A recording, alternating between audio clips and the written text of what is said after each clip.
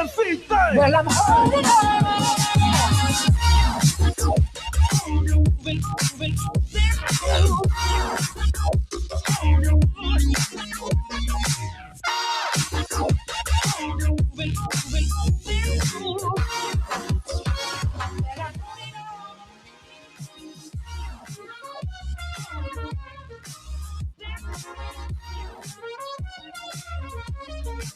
Back in the booth, back on the airwaves, coming at you live from the White Claw Hard Seltzer Studios.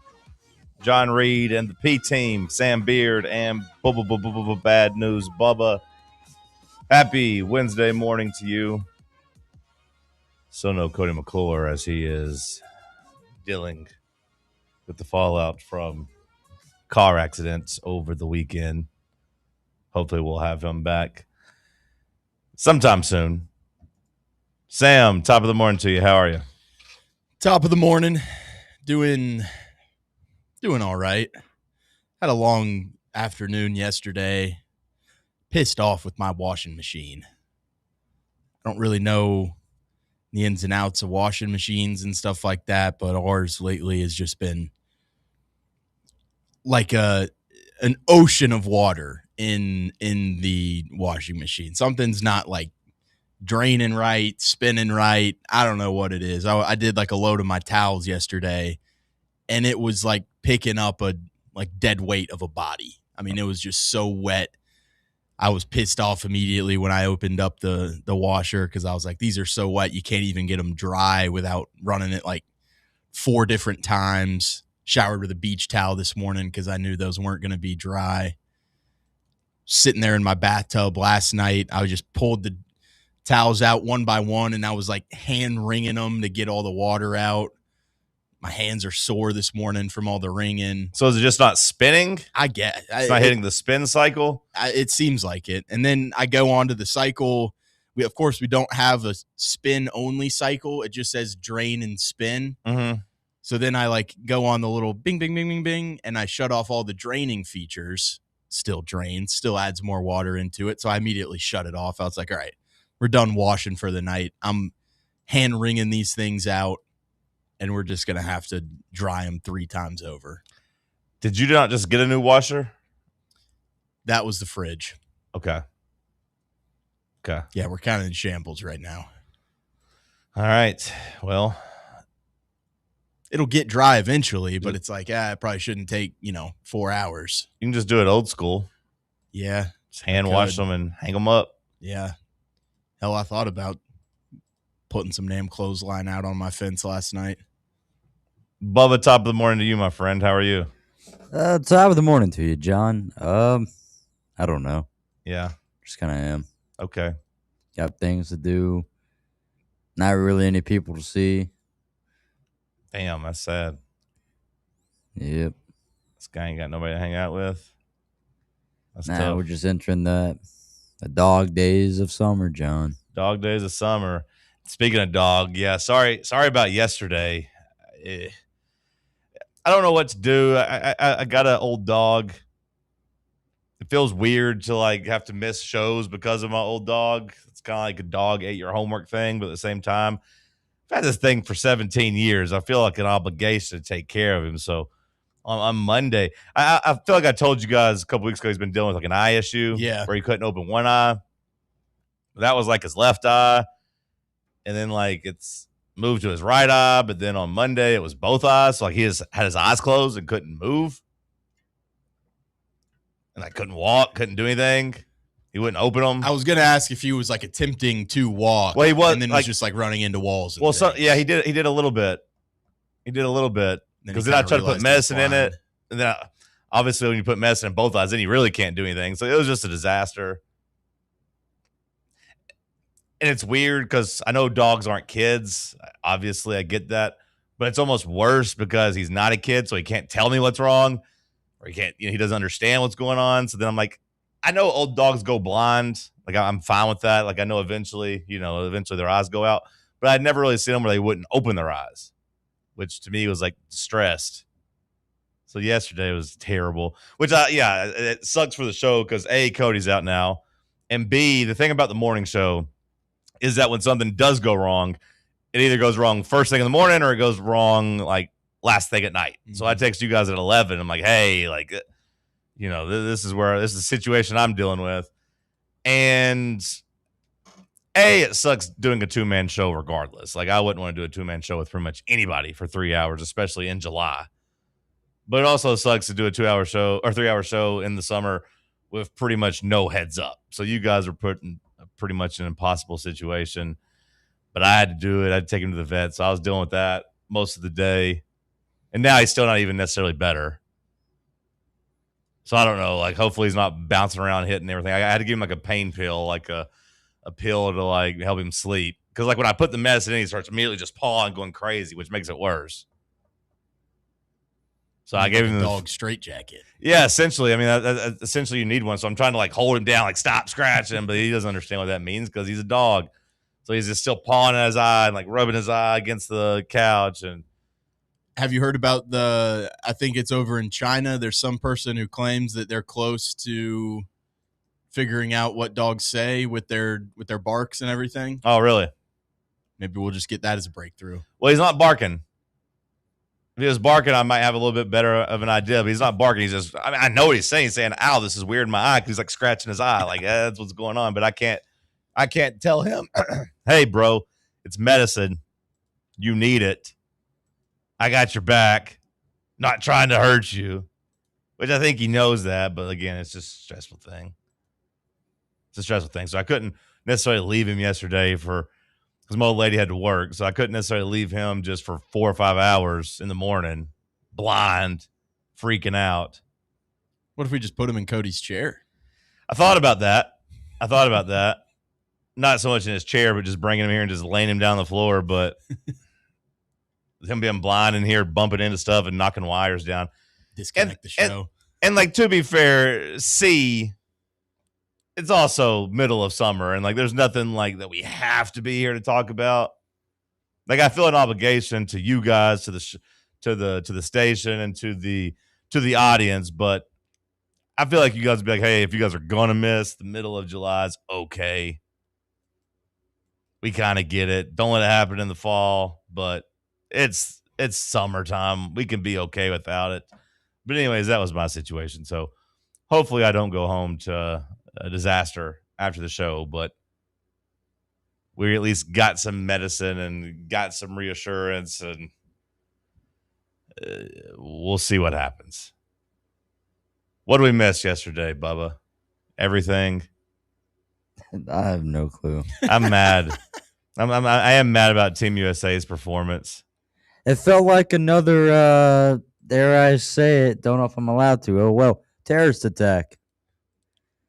There's something about it that's like, I just got so mad, so disappointed, and I immediately hated Belgium for like an hour and a half. Yeah, which, I mean, that was part of it. Belgium clearly didn't like or respect us. Very physical matchup. I am buying into the theory of the Bosnian referee and officiating going on there. I don't think that was the officials, brother. The bald guy, they say he's got Bosnia connections. Yeah, that's fine. He's upset. I think me and you and Sam could have been officiating the game in our red, white, and blue underwear, and they still would have kicked our ass because they had about 8 guys better than our best guy. And I think we should have just not let that Balogun guy play. We should have been like, you know what, FIFA, thanks for upholding the rule, but we're going to hold him out for the integrity of the game. You know what? All the nerds that said that might have been onto something. Yeah. Not so much for the reasons they were saying. No, but because maybe our backups would have. It just felt like rocket fuel for Belgium to me. Yeah, to me, that was more the thing. I don't know if Bubba thinks our backups are better than him, but like, our starters are starters for a reason. It's weird though, because it's like they held out their like top 3 guys. Well, their top 3 guys, De Bruyne, yeah, Doku, and then whoever the other. I don't know if they held out. Alex Freeman or whatever his name is. He could have started. I don't want to look back at that, but they made magic work, and we tried to look at the illusion. Well, like Sam said, they were able to come in with motivation and a chip on their shoulder. and the psychology of sports is always going to be interesting to me, but it was like we went from lovable underdog to like, okay, now we're the bad guys, and now Belgium is fired up and treating us like we're an evil empire and giving us like the giving us the type of effort like Egypt gave Argentina yesterday, where you're just got nothing to lose, you want to make a statement type of thing.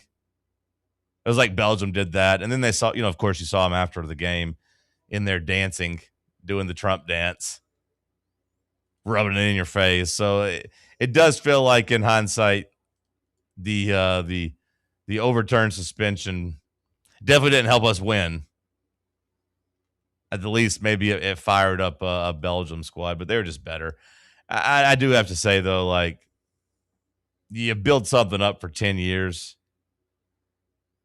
You build something up for 10 years and then just watch it crash and burn. And that's how I felt with the whole Christian Pulisic thing. Like, that guy sucks. I've never been in on him. Yeah. He's terrible. Yeah. I wanted to, because like I said, 10 years, you want to believe in him. And he did play a good half against Paraguay and then got injured like he always does. Is soft and slow to come back like he always is. And then, after the game, just doesn't really seem to really be bothered or care. And that's just a terrible feeling. That's a terrible feeling. And then I'm just like, you know what? I'm done with that guy. Although I did see like a 16-year-old that's like playing and that's like training in like Man City right now. Sullivan or something like. Yeah, I watched that same highlight and I was like, why didn't we just take this 14-year-old over Pulisic? Yeah. He looked awesome. So now I'm like, you know what? 2030, we'll take our chances. I'm enjoying the discourse here in the backlash.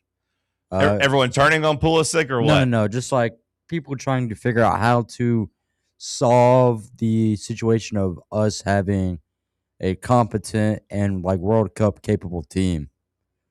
Because it's like there's so many ways of looking at it. It's either A, we take athletes from other sports. And I think like that's one big reason is like because many sports we have is widely popular, through so many channels and through people. Like we like football, American style. We like baseball. We're even growing, other sports like lacrosse is happening. And whatever else. Whereas other places it feels like, yeah, they might have that to an extent, but you think of like soccer, you might think of like regional sports like a rugby, depending on if you're like, Islanders or in the UK. You've got maybe some like cricket if you're in places where that's popular. But other than that, like, we've got guys going to the NFL. They've got guys going to the Premier League. Yeah, I've seen a lot of talk about it, and I feel like it pops up every 4 years, and it just seems like everyone talks about how we need to make soccer more accessible. Yeah, because the other thing, too, is like people, which, I mean, I do agree, but also I think this is for every damn sport. It's not just soccer. Like the pricing to get your kids introduced to it, like travel ball for baseball, way out, outrageous through the roof pricing. For soccer, way outrageous through the roof pricing from what I've seen. For football and stuff like that, for the equipment, way outrageous. So something's got to give on that front. Well, there's a lot of that, yeah, just like you said, in every sport. Like, I mean, I saw even Draymond Green talking about basketball, how it's become a rich kid I can sport. only imagine like AAU and yeah, I mean, like elite. Yeah, he was saying basically basketball is now a rich man sport. That basically you have to play the game and go out there and, like you said, Bubba, be in the AAU circuits and pay for all this training and do all this stuff. But it's weird though, because it's like you look at other places and it's like they kind of have similar things, I guess. I know nothing about this, so I'm speaking, completely out of my rear end here. But it's like, you hear these international academies where kids go to play soccer and stuff, and it's like, hey, you don't have to admit the bad part, Bubba. Just say it with confidence. John, I know I'm a new soccer guy, okay? No. But you just immediately take away from your point whenever you say you're just talking out your rear end. Just convey confidence, Bubba. Have some damn confidence. Now, give me your take without the whole preamble about how you don't know what the hell you're talking about. Let's try this again. Hey, the preamble is the most important piece. No, it's not. Don't forget that. It's a preamble for a reason. The amble is the most important thing. Let's try this again. Give me your take. Is there really a difference, though? Because overseas, they've got these international academies, sponsored by these higher up clubs. Whereas, like, we don't have anything equivalent of that. And plus, I don't know how their education works. They're letting their kids just be like, all right, you're done with high school at 15 to go play soccer from 16 forward. I don't these know. Kind of kids, not left behind. I don't know what the reason is. Like, I don't know if it's as simple as like, hey, professional athletes are more few and far between in other countries. So, like, whenever they have guys who are capable of being professional athletes, that they just want to mold them more. Like the special kids stand out. Or if it's just as simple as like, hey, we acknowledge that this is a lucrative career path. Like, if you can get a kid in here, like, maybe it's more important that Johnny learns how to dribble a soccer ball and shoot with both feet than it is to learn, fifth grade math or something. We'll teach him the best we can, but his real schooling is going to be training him to be a soccer killer. Whereas here, we always kind of straddle the line with their education system of like wanting kids to go to college versus learn trades versus train for what they're going to do. Like, we should probably have more sports academies. And like in overseas, the sports academies are basically just feeder systems. They have just basically like Liverpool and Man City. They have teams starting at like 10, 12, 14, where they take these kids and just put them over there. And like, basically they live there and they play soccer and they try to learn with the goal of being on that team, with the goal of being in that system, getting that professional coaching. Best we can do is like, hey, here's IMG Academy. Here's the Baylor School down in Chattanooga, where you're like getting an education and getting trained to play football, but not by like professionals. No disrespect to like the Baylor School's coaches, but they're not associated with, the Pittsburgh Steelers or the Atlanta Falcons or even a college, for example. So, but then I feel like it's that weird area of like taking away education for sports and leisure, Yeah, what's going to stick with you more in life? Well, that's learning basic principles of economics or learning how to dribble a football. Well, that's the thing, is we don't really go all in on the academics either. I think the problem is that these, like those soccer academies internationally, they just like they recruit the kid, whereas we're having to. It's the opposite. You have to go pay IMG $70,000 to get your kid developed. No, for sure. Around. Yeah, but that's because there's no backing. Like, they're recruiting the kid because a billionaire soccer owner is willing to put those investments in, whereas the IMG Academy is I don't know if it's for profit technically or whatever, but like, they have no $1 billion backing where they're getting paid on the back end. The idea is you're finding cheap kids, by I know you're paying them, but like, for the most part, the investment you put in, bringing these kids in these academies is pretty low if you can end up with a $100 million player at a bargain when he turns, 20 years old. IMG Academy, of course, they get to keep that guy for 3 or 4 years and then send him off to college. But the other thing to look at is like, I know we focus on these academies, but like, you hear the stories about all these other teams in the nation where it's like they don't have any type of access to that. They're just taking kids that are, playing barefoot in fields. And it's like, oh, these kids are good enough. So then they go through their home, respective training and national team, I guess, to a sense. But like, they don't have to go to academies from these other places. And they're making it pretty far. Like Argentina, I feel like has got some guys that have played barefoot in their life. Well, I mean, that's sort of what Draymond Green was talking about, though. Whenever he went on his rant, he said, this is what he said on his podcast a couple weeks ago. I didn't learn how to do a proper individual workout till I got to college. Growing up, I'm going to hoop. Where's the nearest run? Drop me off, I'll play all day. That's what we did. We hooped all day. And I think there's a huge benefit to that because you just learn to see the game. It's different when somebody's just putting you in a position to tell you what to do this move. How do you use your creativity? How do you learn if somebody just says, do this? How do you know what your game is if you never tap into it and just figure it out? And then he, went on to talk about the days of seeing a LeBron James from Akron, Ohio, from a single mom. Those days are numbered because if you don't have the resources these days, you can't make it. That's also why you don't see as great basketball as you did before, because there's no imagination. Basketball used to be a poor man's game. Poor kids played it. We were poor. We had nothing, and it was our way out. Basketball is not a poor kid's game no more. Basketball is a rich kid game. With the creativity part, like, Sam, was it you that talked about that when you put like DeBansa's video up against Nate Ament's video. Maybe it wasn't you. Maybe it was an internet discussion I saw. I do remember that, though. But like there was discourse surrounding Nate Ament versus like someone, I think it was AJ DeBansa, where when Ament's doing his drills, it looked all like just rigid and calculated. And people were talking about like that's what happens when you've grown up just basically in a structured environment playing AAU ball. He didn't have the like ferocity, or B, just his game kind of lacks some creativity. And I would say that's an accurate that what Draymond Green just said there. I did think about Nate Ament whenever he was saying that. Like Nate Ament played basketball like a kid that had been, I don't want to say rich kid because I don't know if that's fair or not, but like played like somebody that had been like in the AAU system and like a trained machine to fit a certain type of role or prototype. The creativity. And then, the rich man's game, like it's almost like, Bub, you said the other countries do it. And whenever you said that, my mind just went to like healthcare.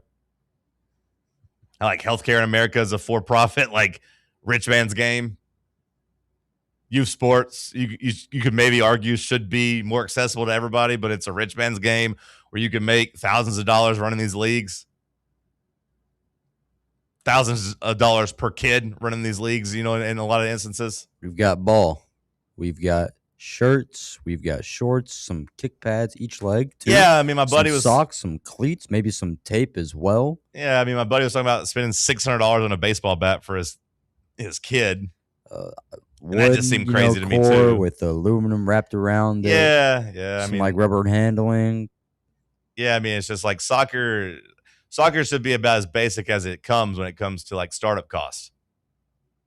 Sure, shin pads, if you need them. Cleats, but like otherwise it's just like, hey, we're gonna pretend this is the goal and here's a ball. Go kick it, and and look, it does come out when you watch Team USA. They don't really have much imagination in the way they play. They don't have any prodigies in that regard. I think it's like the conversation we have with the NIL. We can't be an everything country. Let's just quit on soccer. As long as we get to like an Elite Eight, for soccer, which spend all that money to get to. I think we can be an everything sport, an everything country, though. If we haven't got there already in soccer. Well, we've gotten better. Now, I was going to say it felt better. It felt like we've gotten better. Maybe we actually haven't, but there's still a ways to go. There still is a ways to go. Maybe we haven't gotten better. I don't know. That was how I felt before Monday night. And then Belgium. I think we just probably could have beat really latched on to the fact that we just beat some pretty bad teams in the group stage with our advantageous draw. And then we were like, hell yeah. Home World Cup, we're going to win it all. And then we actually ran into a good team, and it's like, all right, we should have got more home cooking, man. We got screwed. We did beat Paraguay's ass worse than other better countries did beat them, though. So, like, I do think that beating them 4-1 was something worth taking notice of, but maybe that was more so they didn't respect us coming into that game. And if they played us like they did France and tried to, like, ugly it up, they could have beaten us or drew us like 0-0. Talked about the NIL. You talked about the quest to be good at everything. I think it's a fair comparison. We can start there. On the other side, we got some more jerseys that came out yesterday. We'll dive into those. We got Monster Energy Drink buying the Big 12. What the hell? This is a NASCAR. Stick with us. It's Talk Sports on Fan Run Radio. Check out exclusive Fan Run video content on YouTube. Just search Fan Run Sports and be sure to like and subscribe. Hi, I'm Dr. Jacob Wilco at Knoxville Smiles. Have you ever wanted to improve the look of your smile? We know firsthand what the power of a great smile means to a person's confidence and health. Our team of doctors can provide you with an array of options for helping you achieve your cosmetic goals. From simply moving teeth into a better position, to reversible cosmetic bonding, to full mouth implant-supported dentures. It is our goal to help patients feel good about their appearance while achieving optimal health. Want to learn more? Call us at 865-539-1776 to schedule an evaluation, or visit us online at knoxvillesmiles.com. What kind of day is it? It's a White Claw day. Grab a pack, grab your friends. Everything else in life can wait. Your friends shouldn't. Let's go. White Claw. Grab life by the claw. Please drink responsibly. Hard seltzer with flavors. White Claw Seltzer Works, Chicago, Illinois. Located in Knoxville's historic Old City, Barley's offers great food, live music, the best draft beer selection in town, and now your new favorite place to watch sports. Their indoor projector is perfect for any weather, and they've revamped their upstairs area with more TVs to take in all of the action. Their menu features hand-battered chicken tenders, juicy burgers, fresh salads, and the tastiest pizza in Knoxville. You can enjoy their happy hour drink specials daily from open until 6 p.m. Barley's Tap Room and Pizzeria. Welcome to Axle Logistics, where excellence isn't just a goal, it's an energy. As a leading third-party logistics company, Axle is powered by an award-winning culture built on a work hard, play hard mentality. Here, the drive for success is contagious and hard work never goes unnoticed. Whether you're just starting out or looking to level up, Axle Logistics is the place to launch your career. Join us and take your ambition to the stars. To learn more, visit axlelogistics.com. Are you thinking of buying a home but don't know where to start? Well, call VFL Josh Travis, your local mortgage expert with Foundation Mortgage, based right here in Knoxville. Whether it's your first home or your forever home, he'll keep the process simple every step of the way. To get started, visit mortgagebrokerjosh.com or call 423-312-9777 today. Foundation Mortgage Company, LLC is an equal opportunity housing company. NMLS number 1387311. Are you ready for the start of a new season? Maybe looking for your team to go on a tournament run? Get game day ready with Crumble.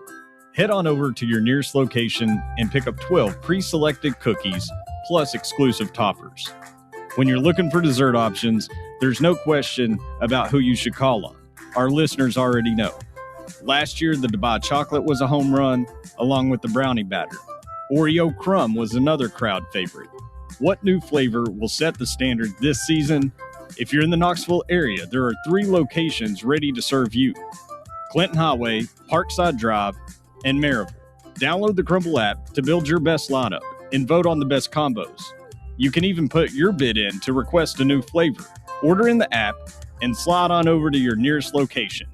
Tell them Fan Run sent you, and as always, it's for the fans, by the fans. Don't miss the cookies.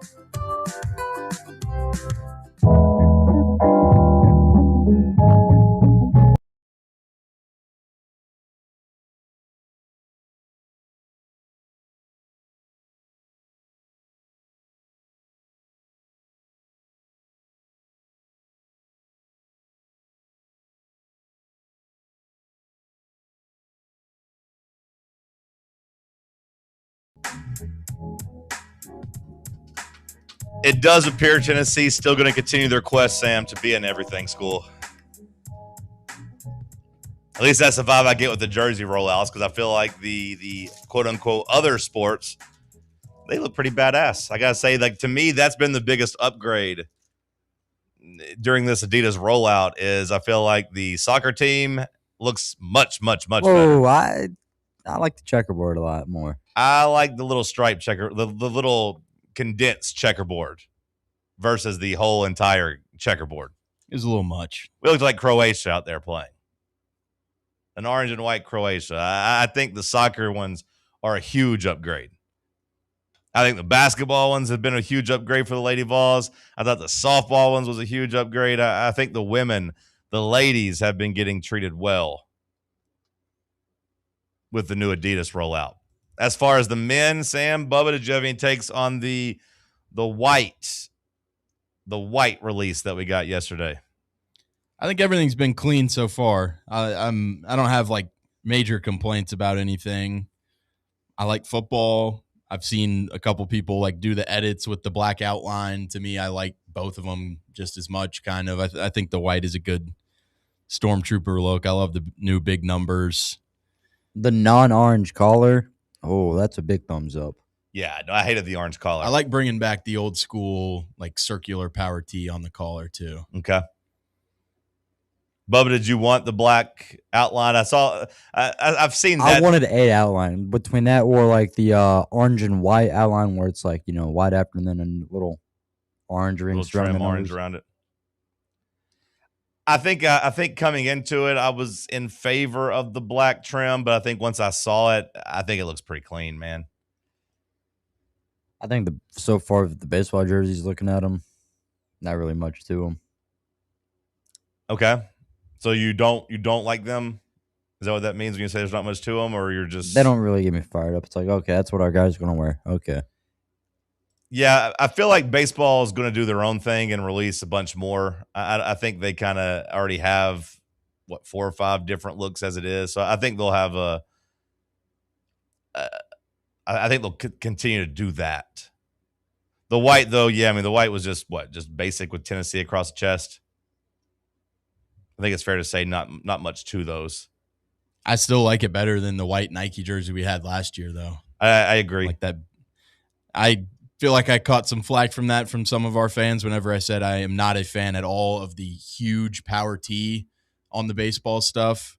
So I think it's better as just like a little sleeve logo and then putting like Tennessee across the chest and going back to the button-up stuff. No, I agree with the big power tee thing. I did enjoy, like, just the Vols across the chest of the jerseys, but I think baseball has been basic so far, but I don't necessarily hate that. We'll see. Now, today we get just blue. Does that mean this is basically just a Women's Day?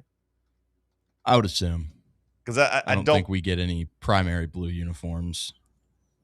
I guess with the, we've done the We Back Pat jerseys before with some blue accessories on the football. Like, do we think? I want to see some blue, like, down the sides. Yeah, do we think maybe there'll be some football jerseys come out today that have just like what the blue would look like, if they're going to do it? Not obviously not full Summit blue jerseys, but just like would they roll out, hey, here's what the accessories will look like if we do another We Back Pat day?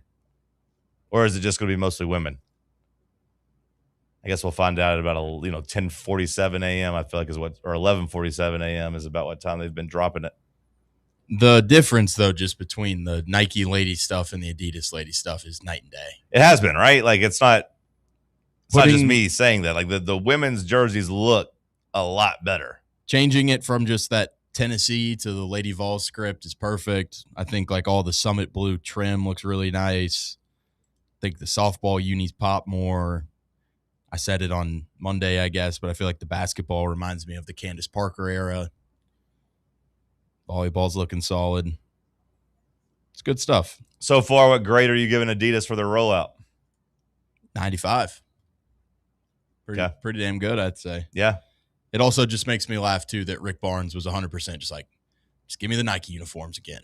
Don't change much. Which I will say, I mean, we kind of felt that way, right? In terms of basketball was already really, really damn good, right? Like, I don't think I wanted to make too many changes there. Mm-hmm. Now, with the orange football jerseys, they stayed pretty much the same, right? Other than the numbers. The white ones, you removed the orange color, which I thought was a big bonus. But so far, basketball has just been like, yep, we're going to do the exact same thing, which I think is fine because I think they had the best jersey on campus as it was. I don't know if it's just a merch thing that Adidas does with that, but I still think putting like the little trefoil logo instead of the 3 stripes would be pretty cool on some of these uniforms.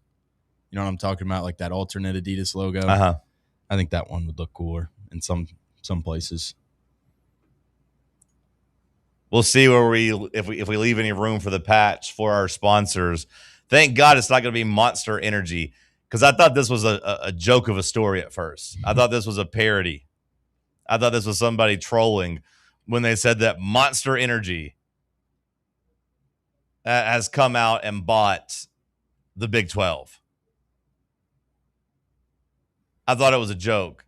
And then I saw the amount of money that they were getting. And then I really thought it was a joke.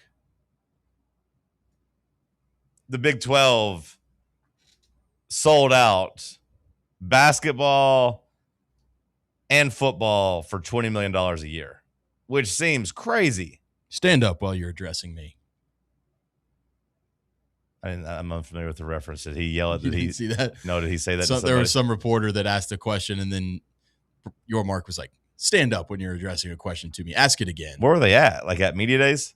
I guess, which kind of seems early for media days, but maybe Big 12 is just getting a jump on it. Well, they were doing stuff yesterday for sure somewhere because, like, you had the Colorado guys making news. You had Dion making news. I mean, it definitely looked like media days for sure. stand up when you're talking to me is kind of crazy. Yeah. But $20 million a year for Monster Energy to basically buy your league seemed like a low number. Seemed crazy. I saw a reporter saying that, like, you know, that comes out basically, let's just call it $2 million per school. And they're saying that, like, football teams in general were valuing their patch for anywhere from $2 to $4 million. Now, I don't know about in the Big 12, or this is just like, you know, across the country. But I'd be pretty disappointed if Tennessee basketball and football sold out for $2 million. Well, with also like having to put the logo on the court and on the field. You know, that comes out to pennies.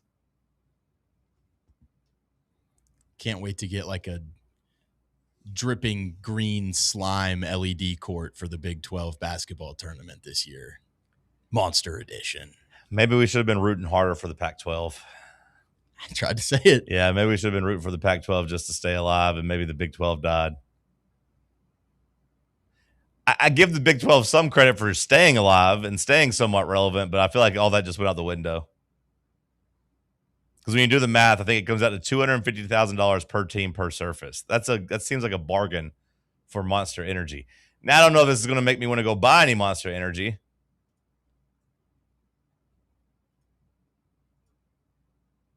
And Monster Energy still just feels like a brand that is for kind of the worst people, you know? Or at least like guys that want to, you know, drive their cars fast. Or at least like lower the cars and like have lights on and zoom around. Or for those bodybuilders with their white, you know, zero sugar monsters. Okay. Has it made to bodybuilders? It Okay. has. I've never drank a Monster before at all. I've never had a sip of one. Turns you into a monster. Yeah? Yeah. I've never had a sip of one. You get real offensive and you just kind of. I've got zero interest in ever drinking one. They're not great. But I feel like if I was a Big 12 fan, I'd have to start drinking them now. Just out of principle. You got to support the brand. You got to support the people. Poor Texas Tech. Ain't got no quarterback, and now they got chug Monster Energy. Yeah, I do wonder if the like winning team or coach has to like have it out there on their podium now. Yeah, no, it's going to be all on the podium now. They probably won't make them drink it, but like the same way like the SEC has their Coca-Cola deals, and you got to put it out there. I'd imagine Monster Energy is going to be all over that conference, all over it. Feel like the Big 12 was just really hoping that Texas Tech was going to like pull this thing together this year. It's like, all right, Sorsby. They've got the quarterback. They've got the team. This is going to be the team that breaks, you know, the Big 12 kind of through the wall there and gets us some respect nationally. Maybe we'll get a little more funding after that. And then now he's just gone south, and they're like, all right, we got to take $2 million from Monster for every school. This might be great for the SEC because, you know, that's been a part of the argument about the expanded playoff is we didn't want to guarantee spots to everybody. All the other conferences might look around and be like, you know what? We agree. The Big 12 does not need guaranteed spots. Excuse me, the Monsters Energy Big 12 does not need guaranteed spots. This could be good. But yeah, I thought that was a damn joke when I saw it yesterday. Or, you know, they're just upset because they didn't get to get their sponsorship deal out there first. Waiting on Buc-ee's or General Electric or somebody for the SEC. Should we go get Celsius for like $100 million? Well, that's going to be interesting to me, you know, if another conference does this. Like, there's part of me that thinks the SEC or the Big Ten won't do this because they don't have to because of the TV money. Like, yeah, to me, the SEC, and especially the Big Ten, who, you know, takes themselves very, very seriously, I just don't know if I see them selling themselves out to a main sponsor. I think they'll allow the teams to do it. Like, hey, LSU, if you want to go be the Raising Cane's LSU Tigers, go for it. Hey, Tennessee, if you want to go be the Pilots, Volunteers, sure, go do it. But sung the whole conference seems to just kind of be the epitome of greed when both conferences can just name their price TV money-wise, media rights-wise. Do you really need that extra $20 million a year to come out and look like a bunch of jackasses? Probably not. The ACC, on the other hand, maybe. Maybe you have to. But the Big 12 is also the conference, correct me if I'm wrong, Sam. They're the ones talking about going to get Saudi money, right? They were wanting to go get like private investor money. Yeah. So like they're clearly trying to make up the cash windfall. Because I imagine if you ask those schools, they all feel like that's the main difference between them and the SEC and the Big 10. I'd imagine they'd look and say, well, those schools get $70 million a year from their TV contracts. We don't. We're getting like 20. We got to make up this windfall somewhere else. All right, sell the conference. Where is Monster Energy Monster Energy drinks? Where is it headquartered? Is it like in like Iowa or something? That would be jarring. Monster Energy headquarters. Is it like Dallas maybe? No, California. Corona, California. I want to know what came over them. Maybe it was just too damn good of a deal to pass up. Do you think it sucks to work at Monster Energy? You're just forced to drink Monster probably all day, or it's just in your face all day long. You probably do have to drink it, right? You probably can't be there and be like me and be like, I've never had a sip of Monster before. Or like you can't. Do they have coffee makers, or do they just do Monster Energy? It's a good question. It'd feel kind of hypocritical if you went in there and found that they were using coffee to get their day started. Yeah. You can never have a sleepy day. You got to be on 10 at all times. Yeah. You can't come in and have an off day. Ah, man. I'm tired today. Yeah, I'm tired. No, you better not ever hear that at Monster's headquarters. No. I imagine if I worked there, I'd wear a hat where I would tuck in my ears. I'd have an arm sleeve by the end of my, longevity there. And I'd be willing to do some, kick flips and some. Do you think they, laughed at the girl, that viral woman at the, town hall where she said Monster was like the devil's drink? Because it was, the mark of the beast? Or do you think they're like, oh, damn, she's on to us? Yeah, they probably kidnapped her and she's locked away in the basement of their building. She now works for the Big 12. Yeah. Stick with us. It's TalkSports on Fan Run Radio. Check out exclusive Fan Run video content on YouTube. Just search Fan Run Sports and be sure to like and subscribe. It's beginning to look a lot like Christmas. Oh, sorry. Getting in the mood because this Saturday is Christmas in July at Covenant Health Park. But your Knoxville Smokies have great promotions all week long. Like all-you-can-eat Wednesday, Knox Vegas Thirsty Thursday with half-off draft beers, fireworks on Friday, then yes, the big man himself on Saturday. We end the week with our day game of the week. It's a week full of fun at the ballpark. Get your tickets now at SmokiesBaseball.com. Smokies! A brand built in Tennessee and born from the love of the game.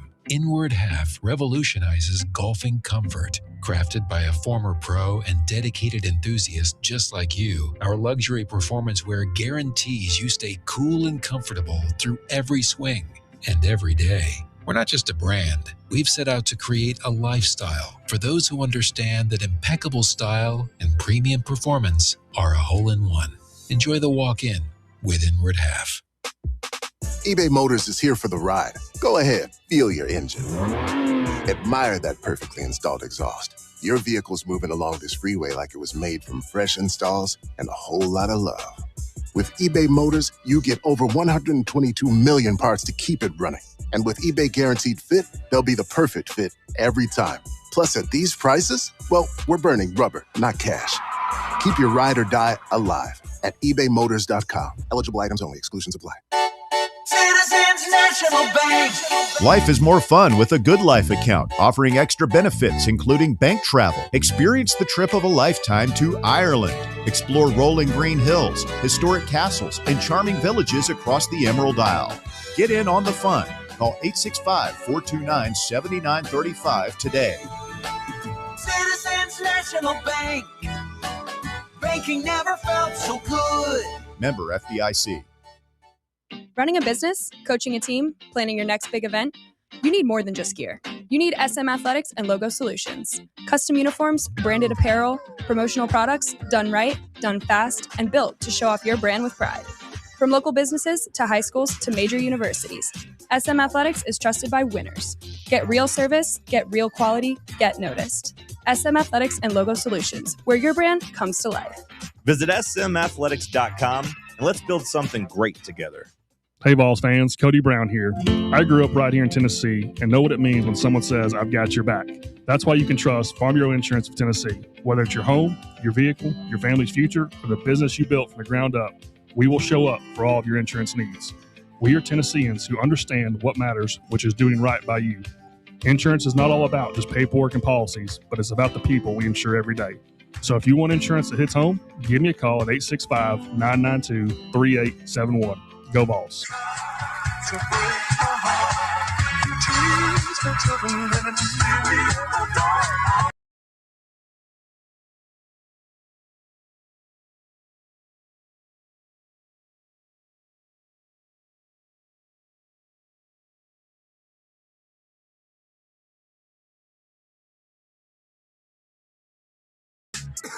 Back in the White Claw Hard Seltzer Studios. Drink the light, refreshing White Claw Hard Seltzer.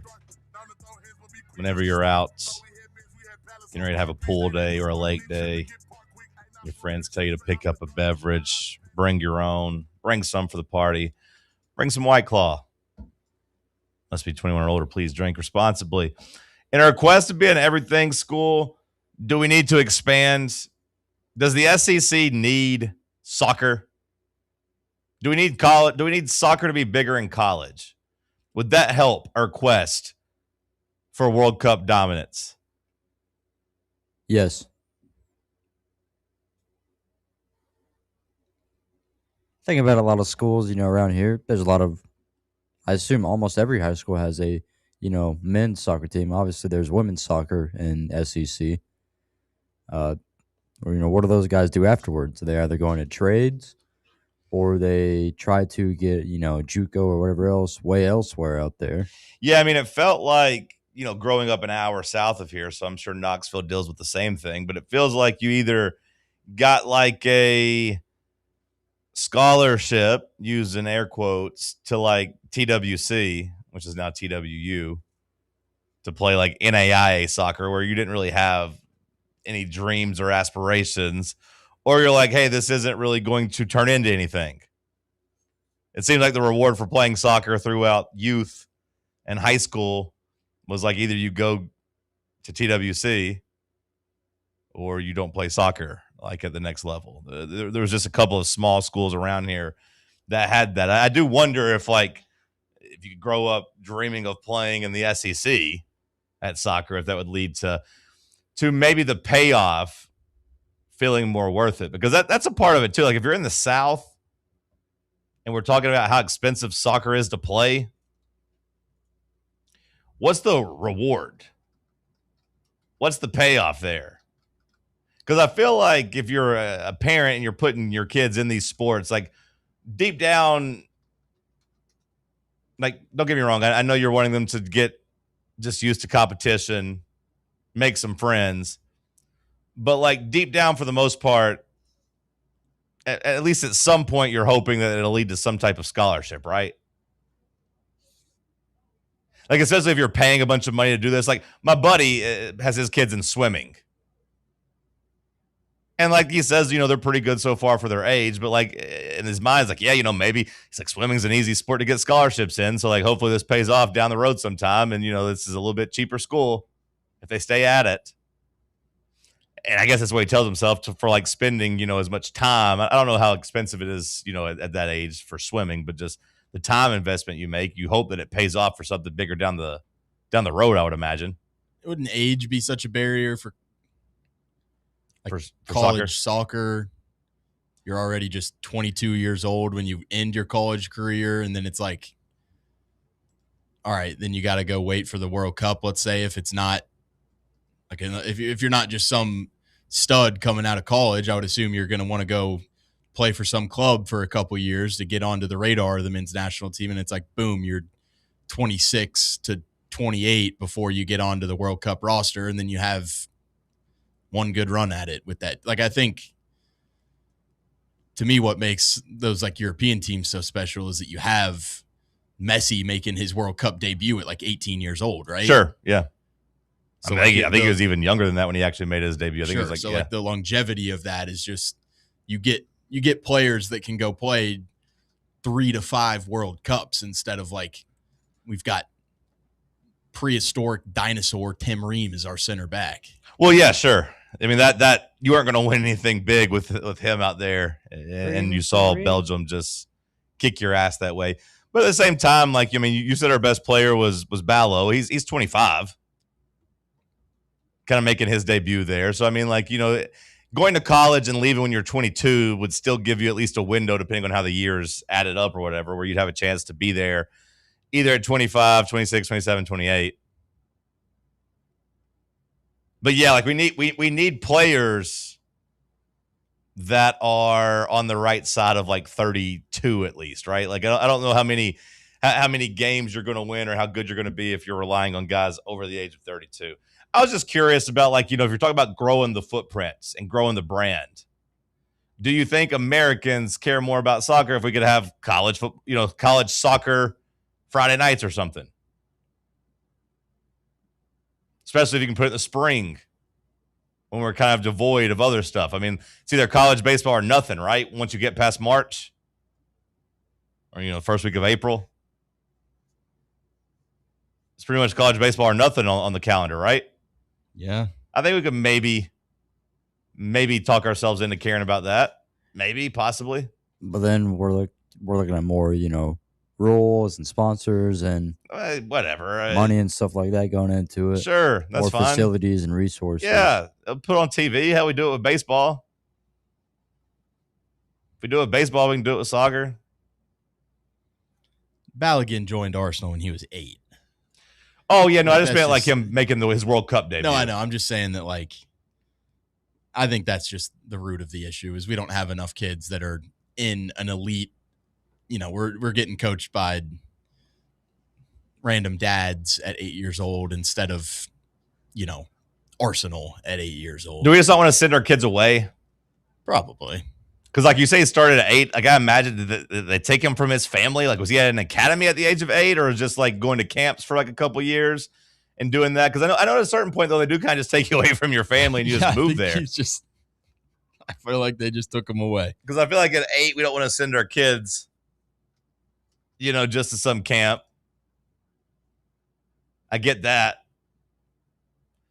But it is almost like we don't accept trying to train our kids to be professional athletes or really anything. Like, yeah, I know we got trade schools, but like we don't even let the kids really start trade schools until, they're 18, 19, 20 years old. Maybe we just need to accept that. And hey, we're going down this route one way or the other. Yeah, we got to decide. Like we're either throwing academics out the window and we're getting these kids good at soccer from 5 all the way to 18. And we're just going all in on all the athletics, not just soccer. Or you got to shut up and become the number one academic country too. Because like you said earlier, we're slipping from that. Yeah, I mean, like I think I saw someone say we were like 37th, I think, in literacy rates in terms of just like the world. Like, so it's not like we like dominate there. I don't know. Maybe we won't care about this in 2 years and then we'll come back. We'll come back in 2030 and have the same discussion. Speaking of academics, we are opening a spot up today for Tuesday trivia on Wednesday. If anybody wants to play, Bubba, round up somebody in the YouTube chat, see if we can get somebody committed to play, or they can call in. If you do plan on playing, maybe call in and give Sam a heads up, and we'll schedule a time. We'll lock your spot down. We need somebody to play at 9:20, so 10:20. Thank you, 10:20. So Sam, you keep an eye on the phones. Bubba, you go in the chat, see if you can scrounge somebody up to play. Because Sam came up with the questions, and Bubba, I'm sure you came up with some of the questions too. But also, you're not very good at trivia. No offense. 966-3435. I don't feel like we ever gave the number out on here. 966-3435 if they want to call in and claim a spot at trivia. 10-20. Hell, I might even give like a gift card away or somebody if they call in and play and win. They have to beat me too. They have to win too. Hour 1 of the books. We'll kick off hour 2 with some headlines. It's Talk Sports on Fan Run Radio. The flagship station for Tennessee football. Fans. Fan Run Radio. Are you thinking of buying a home but don't know where to start? Well, call VFL Josh Travis, your local mortgage expert with Foundation Mortgage, based right here in Knoxville. Whether it's your first home or your forever home, he'll keep the process simple every step of the way.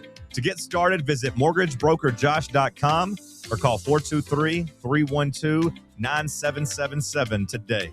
Foundation Mortgage Company, LLC is an equal opportunity housing company. NMLS number 1387311. Welcome to Axle Logistics, where excellence isn't just a goal, it's an energy. As a leading third-party logistics company, Axle is powered by an award-winning culture built on a work hard, play hard mentality. Here, the drive for success is contagious and hard work never goes unnoticed. Whether you're just starting out or looking to level up, Axle Logistics is the place to launch your career. Join us and take your ambition to the stars. To learn more, visit axlelogistics.com. Smoky Mountain Brewery is the place to be for game day. From the moment you walk in, it's wall-to-wall big screens, making Smoky Mountain Brewery the perfect place to watch the Vols or your favorite team in action. With locations in Turkey Creek, Maryville, Pigeon Forge, and Gatlinburg, you're never far away from a great time at Smoky Mountain Brewery. Try one of their world-famous microbrews like Black Bear Ale, Mountain Light, or Cherokee Ale. Juicy burgers, wings that bring the heat, and delicious handmade pizzas made with hand-tossed crust from the freshest ingredients and their own special sauce from a secret recipe, topped off with hand-grated cheese and farm-fresh toppings. And don't forget, those famous microbrews are also available in kegs for your next party or in 6-packs and growlers to go. So grab your crew and head to Smoky Mountain Brewery and tell them Fan Run Radio sent you. Smoky Mountain Brewery. Eat local, eat good. You're listening to FM 105.7 and AM 1340, WKGN Knoxville, and W289CU Knoxville, Fan Run Radio.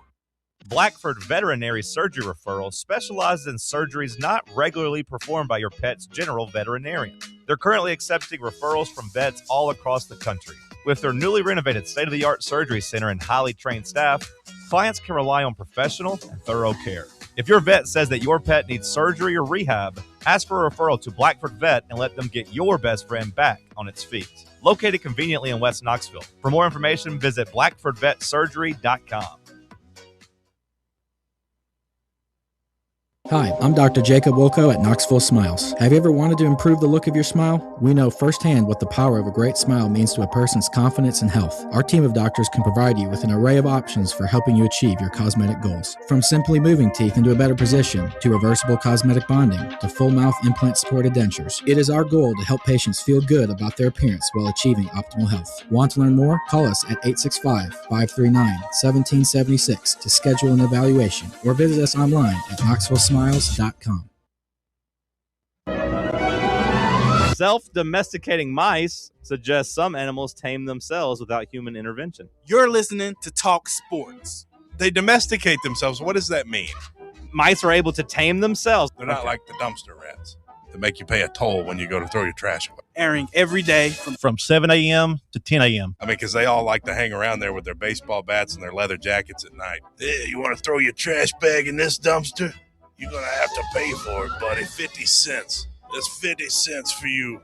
Sorry, Mr. Rat. I just wanted to get rid of my garbage. 50 cents, big boy. The rats run this dumpster. On 1340 WKGN. Can I ask you why the rats are charging 50 cents? Well, they need the coins, too. They got to pay for other things. They got to buy booze and hookers.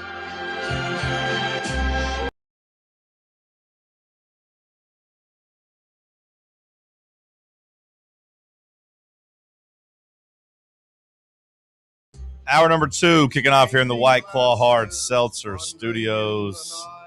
Let's hit some headlines. What you got, Bubba? Well, John, great news for me, as Olivia Wilde states that a boyfriend is no longer required.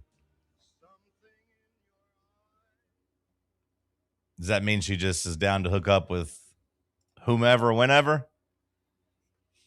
Maybe she's feeling like she gets to finally express herself in a freeing manner. Or she's saying she doesn't. A boyfriend's not necessary because she's moved on from that part of her life. She doesn't need men anymore. She encourages personal liberation and authenticity. Meanwhile, I saw poor Jason Sudeikis just sitting there at the New York Liberty game last night with his daughter, Yelling in front of a vehicle in the driveway, "Don't go!" You shouldn't make fun of a man for that. He was trying to keep his family together. He was trying to convince her not to break up their family, Bubba. Shouldn't judge a man for being desperate into that. He was down on his knees begging her, please, don't do it. Don't go see Harry Styles.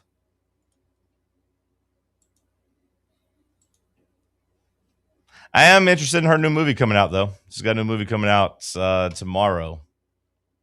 The one with her and Seth Rogen. I'm interested in that one. Great news for me. As the Yankees strike out 17 times against the Rays for a second straight game. Do they just suck? That's impossible, I feel like. 17 of your, 20, to go into extra innings, 17 of your 27 outs are strikeouts 2 nights in a row? Let's see. Which Starter that Ian Seymour struck out 12 batters in 5 1/3 innings. My God, even when the Mets are on the right side of an embarrassing play, they still find a way to be embarrassing, huh? Like, I saw that play go viral. The other team in New York, the Mets, were on the right side of one of the worst defensive plays I've ever seen in the first inning, where Kansas City, gifts them a Little League 3-run home run. And it was a Little League home run in every sense of the phrase. I mean, it was just a ground ball that got thrown away 3 times. Allowed a guy to score without hitting the ball out of the infield. So, I'm like, okay, yeah, good for the Mets. And then I see they gave up 7 runs in the 7th inning and lose that game 16-12. Even when they get gifted something, they find a way to blow it up. My God. That was the first time in franchise history the Mets lost a game when they scored at least 11 runs at home. First time in history? They'd been 129-0 when they do that. They had never, ever lost a home game where they scored 11 runs? Mm-hmm. That feels surprising. I mean, I know scoring 11 runs in baseball is obviously a lot, but, how long have the Mets been around? A while, I feel like. Have they been around since the World Wars or more like the 60s? That's a good question. I don't know when the hell the Mets came out. I'm going to guess this, the 60s, 62. Okay. So a long time, but not 100 years just yet. The first time they ever lost by scoring 11 runs at home. Brutal. They suck. Money doesn't fix everything. Let that be a lesson. No. I mean, there's 16 games under 500. Just taking the home stuff out of it, they were 202 in franchise history when they scored 12 runs, 325-5 when scoring 11 or more. They scored 12 runs, Sam, and got beat by 4 damn runs. That's like a Little League game. They didn't get beat on a walk-off or another. They got kind of handled. It wasn't even a damn save opportunity.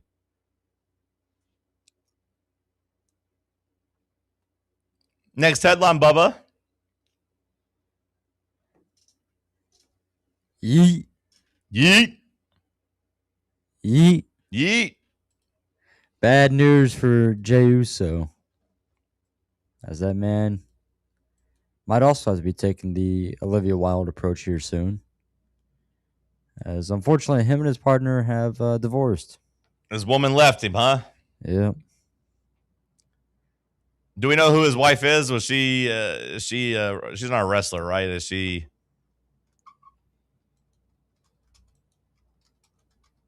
I don't really care about the Jey Uso story. I don't really like Jey Uso, but I always have to pause and think, was he the crazy one? He's not the one married to Naomi. That's the other one. I have to remember who's who.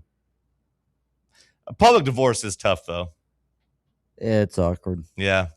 Don't be a public figure. Yeah, and people talked about how the fans kind of uncovered this, Sam, because 4 years ago there was like a wrestler posted like an Instagram video where there were a bunch of them were at the club, and then like the fans were zooming in and saw that this other girl was rubbing Jay's leg in the VIP, like was like rubbing him as like your lover does.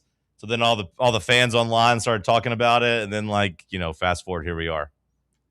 It started to spiral after that. I didn't really think the wrestling community would get into like relationship gossip necessarily. Yeah. It is interesting because you would think they'd be too big of nerds to be worried about that, but it's such an incestuous industry that I think they look at it from a wrestling lens too. Like, this wrestler's hooking up with this wrestler. Oh, wow, interesting. It's hard to be a civilian, I'd imagine, being like involved in those relationships, because if you think about it, I mean, that you're on the road together all the damn time.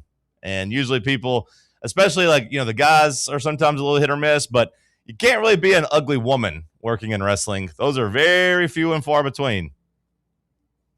So like, you're these guys and you're married, but you're with these other women more than you're with your own damn, wife at home, traveling the road. It'd be pretty tough. Leads to a lot of affairs and leads to a lot of like hookups and relationships. Yeet.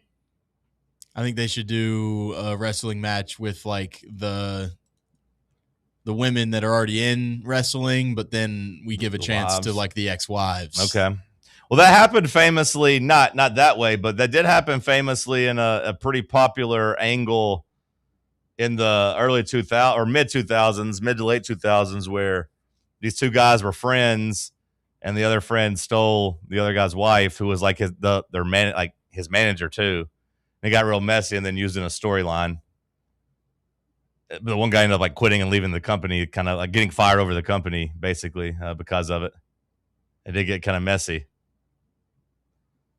Matt Hardy and Edge and Lita. Yeah. There's like a real awkward like 8-minute like phone video, because like back in the day, WWE used to do their own like talk shows where like somebody be interviewing somebody, then they'd be charging customers $1 to call in the toll-free line. And she's doing an interview, all of a sudden, then the guy calls in the other wrestler. It's like, tell everybody about you cheating on me. Tell everybody about this. And I went through your phone. How could you do like, like everyone's like, but like it was like, it seems to be like 100% real. He was just having a breakdown, a meltdown. Using real names and not using like the character names. It's very awkward. But I watched it every time it comes across my timeline, because it pops up about twice a year now. Bubba, what else you got? I know you've been wondering where this guy's been, John. Don't you worry. Mr. Carter? Amir Khan. Oh, I thought you were the going to talk viral about Lil student Wayne. manager from McNeese. Okay. With Lil Wade with the boombox. He's going back to LSU to reunite. To do what? He surely can't still be in school, can he? You can probably be some like GA guy. That's or the great like thing that. about school. Will Wade just trying to get keep the vibes up, huh? Students should stay the same.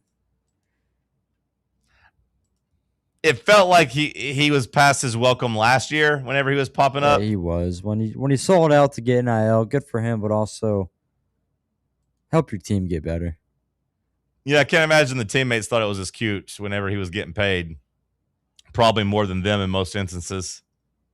Probably didn't think it was as cute then.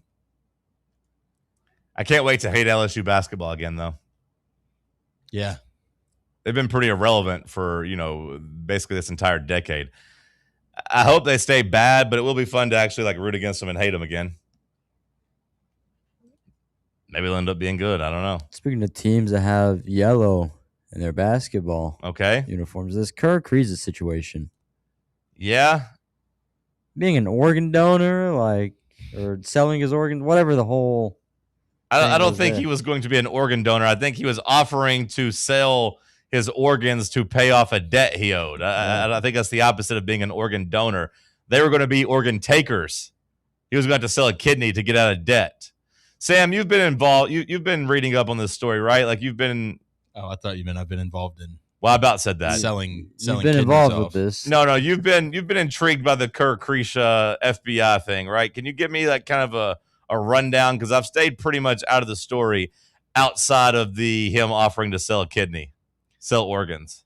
Yeah, I mean, he's just been doing like false representation, basically. Like, been saying that he's, I believe, like it was his mother that he was trying to represent, and like some other people, and was just like, hey, I need. Like you said, I the kidney stuff. I don't know. It's wild. To me, this just is fun. I've liked this story because I always hated Kirk Krisha whenever he was playing. He always seemed like a guy to me that should be getting investigated by the FBI. He just looked like a shady person. Yeah. So to see that this has just been going on behind the scenes. Don't judge a book by its cover. Carried out a scheme to obtain nearly $2.2 million from multiple victims using false representations, fabricated identities, and deceptive communications. He ran a scheme that involved convincing one victim to send him money by saying his mother had cancer and needed treatment. He posed as his mother in another scheme, told one victim he needed money to save his family's farm. He also acted as a woman named Irene to sign a fraudulent promise to repay one of the victims $100,000 by a February deadline. Okay.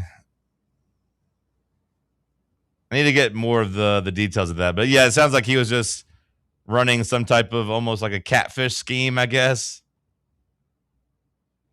Pretending to be all these people. He just like, he plays the game of basketball kind of like how someone would be trying to scam money off of someone, if that makes sense. Yeah. He's just a rat on the court. He's just a rat in life. And that's tough to have like the FBI tweeting your name out. You know, you're screwed. If you've got the FBI Twitter just like hanging on the rim for you. They're taking a victory lap. Yeah. Hanging on the rim's a good phrase. You know, I got to say that I don't know many people from Estonia where he's from, but the only other person I know from Estonia is the girl from that movie, The Orphan. I don't know if you've ever seen it, but she's also a swindler. She's not an orphan little baby girl at all, Sam. She was like a 20-something-year-old woman. Spoiler alert. That, you know, got adopted by this American family and was posing as a 12-year-old, but turns out she wasn't. She was in her 20s and just had like a dwarf syndrome and was trying to mac on the husband.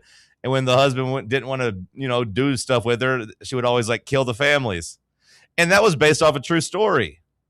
Now, I don't think it was as dramatic, but there was also like there was a documentary made about it, like on maybe Hulu or something, about this real life thing. Now, the real life story I think was a lot sadder versus this being like a horror movie with twists and turns.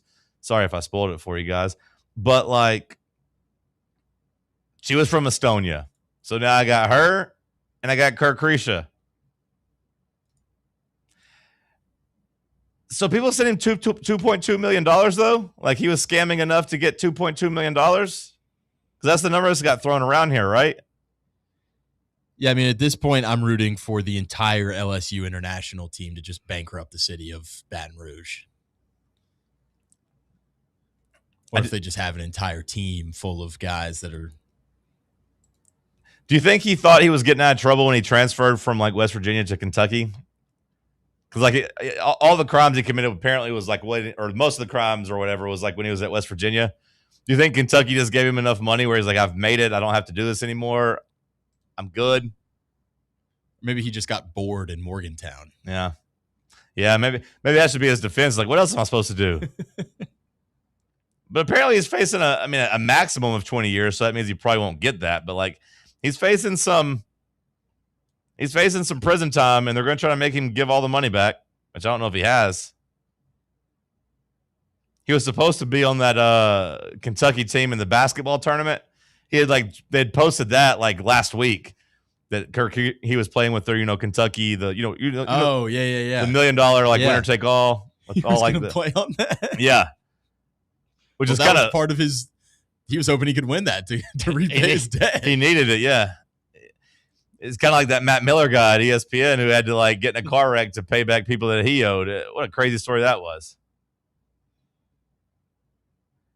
I need to find the quote. I'm reading just like legitimate reports, So like from the Lexington Herald Leader and ESPN, and they don't have any of the details about him offering to sell his organ. Bubba, have you found that anywhere?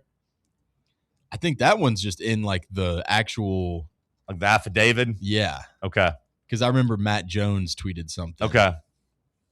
I wanted to see the quote there.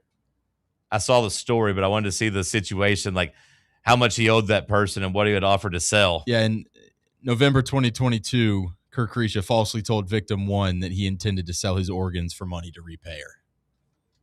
And this was just like some screenshot from the indictment or whatever. Did he specify which organ, or did he just say he's going to sell his organs? No, well, I mean, this is cropped out. Maybe it does say what organ further, a couple lines down, but. Okay. Go back to headlines, Bubba. Go back to headlines. Stick with us. Let's talk sports on Fan Run Radio. Big Orange Country's home for sports. This is Fan Run Radio. Blackford Veterinary Surgery Referral specializes in surgeries not regularly performed by your pet's general veterinarian. They're currently accepting referrals from vets all across the country. With their newly renovated state-of-the-art surgery center and highly trained staff, clients can rely on professional and thorough care. If your vet says that your pet needs surgery or rehab, ask for a referral to Blackford Vet and let them get your best friend back on its feet. Located conveniently in West Knoxville. For more information, visit blackfordvetsurgery.com. Is your yard starting to look more wild than welcoming? Yeah, don't let your landscape be that house on the block.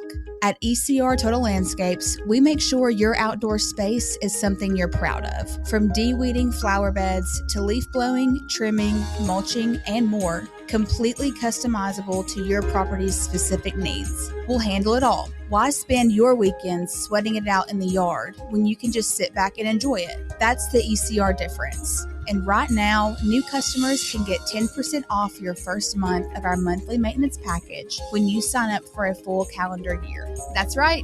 Consistent, reliable service at a price that makes it easy to get started. No sweat, no hassle, just a better looking lawn week after week. Call ECR Total Landscapes today and mention promo code FANRUN to save 10% on your first month. Call 865-384-2012 or visit us online at ecrtotallandscapes.com. Barley's has live music on weekends, general team trivia on Wednesday nights at 8 p.m., and now live sports trivia courtesy of the Knoxville Trivia Guys every Thursday night upstairs. The game starts at 7 p.m. and is free to play for everyone, so head on down to the Old City and show off your sports knowledge and win gift cards to Barley's. Use those gift cards to buy some delicious food and drinks, and you can take it all in with their wide selection of TVs and indoor projectors. Barley's Tap Room and Pizzeria. White Claw is taking hard seltzer to new heights with White Claw Surge. At 8% alcohol, White Claw Surge is a stronger wave of refreshment that doesn't compromise on taste. Available in 4 bold waves of flavor like ripe blackberry, citrusy blood orange, zesty natural lime, and tart cranberry. Check out your favorite retailer in-store and online for the White Claw Surge Variety 12-pack and 16-ounce single-serve cans. White Claw Surge. Please drink responsibly. It's beginning to look a lot like Christmas. Oh, sorry. Getting in the mood because this Saturday is Christmas in July at Covenant Health Park. But your Knoxville Smokies have great promotions all week long. Like all-you-can-eat Wednesday, Knox Vegas Thirsty Thursday with half-off draft beers, fireworks on Friday, then yes, the big man himself on Saturday. We end the week with our day game of the week.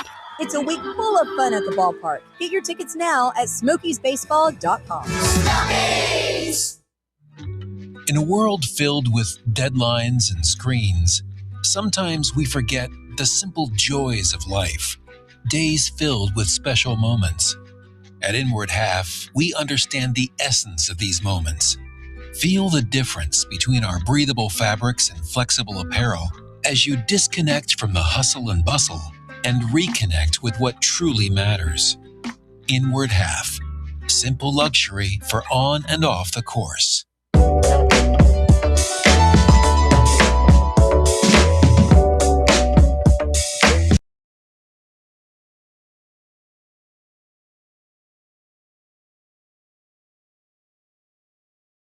I have a new assignment for you.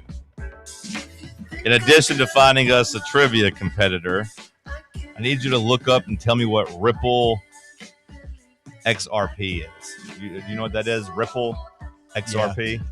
What is that? It's kind of like in the simplest form, I would classify it as maybe like an alternative to like Bitcoin. I was going to ask, like is another it crypto? cryptocurrency? Yeah. Oh, interesting. Yeah, I saw this with Kansas. Yeah. They announced that they are doing a groundbreaking partnership with Ripple, bringing the XRP brand to Jayhawk uniforms. So they've dropped in a logo on their jerseys, which in the video reveal of all the new jerseys with the new logo, it doesn't stand out too like gaudily. But them getting in bed with a crypto thing, that sounds interesting. Like, is the fan base going to be incentivized to like invest in this Bitcoin and like make it worth more money, or like, I don't know. Interesting.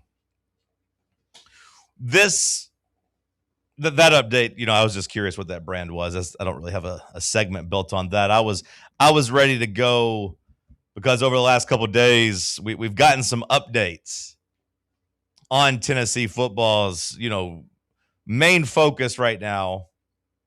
I imagine over the next couple of weeks, Tennessee's main focus, media days, have the guys ready to work out, have everybody, conditioning, have everybody in the weight room ready to go whenever, fall camp opens up here in less than a month. But like over the next couple of weeks, the focus is on David Gabriel Georges. And for me, this might be one of the like final. What number would you put on it? 10 feels too low. 20? Trying to think of my life, how many more high school recruiting battles I'm going to care about. 10 might feel low. 20 might feel a little high. I'm getting older. I'm going to care about this probably less and less. This feels like one of the I'll just call it one of the final 20 recruiting battles I'll ever care about. I feel like for you, it's probably closer to 10 than 20. Yeah. I hope you don't mean that as like I'm going to die soon or anything. More so just like. No, I think I'm just going to be older. older. You already don't exactly care about all the recruiting stuff like all the time anyway. Yeah. Maybe pop out a couple kids at some point and just life will get busy and I won't have time to worry about all this. Maybe we'll become more portal heavy instead of high school. Yeah, I mean, with the job, I'll at least, as long as I do this, I'll have to at least somewhat care. But I've been pretty enthralled by the DGG recruitment. So, like, this is one I've cared about a lot, especially, like, by my standards. But I do feel like it's going to be one of the final ones I care about, for sure. You put your number on there yourself if you want, whatever number, 10, 20, whatever. But did you read the updates coming from his uncle? His uncle came out and said, hey, we know where we're going. Decision's been made. I did read this article from the uncle. It fired me up, and then I saw the tweet from DGG, and it kind of brought me back down to earth a little bit. What brought you back down to earth? Just him saying that he didn't say nothing? Yeah.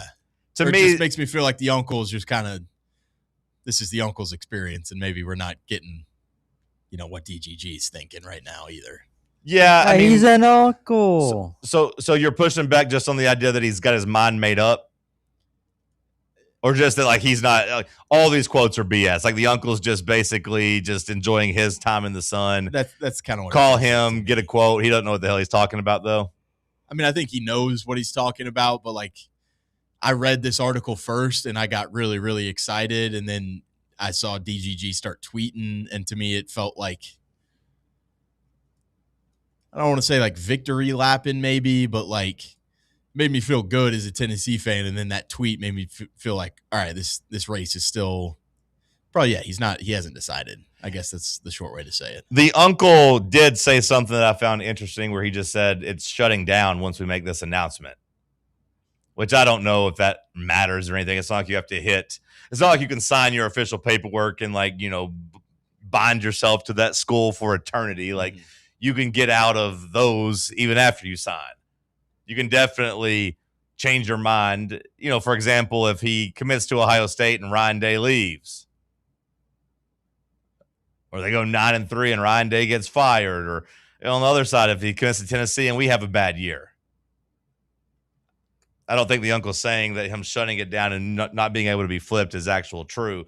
But that was something that caught my eye when he said it. But when talking about Tennessee, it did feel like he had much more of a glowing endorsement of Tennessee versus the other three schools. The Ole Miss portion of the updates on 3 was, basically a paragraph. My wife and I have built a great relationship with Coach Frank Wilson. We love his experience and what he's done in the last 20 years. He's a great person. We like the whole staff, but we love Coach Wilson. He's a great human being. Turns out they really love Frank Wilson.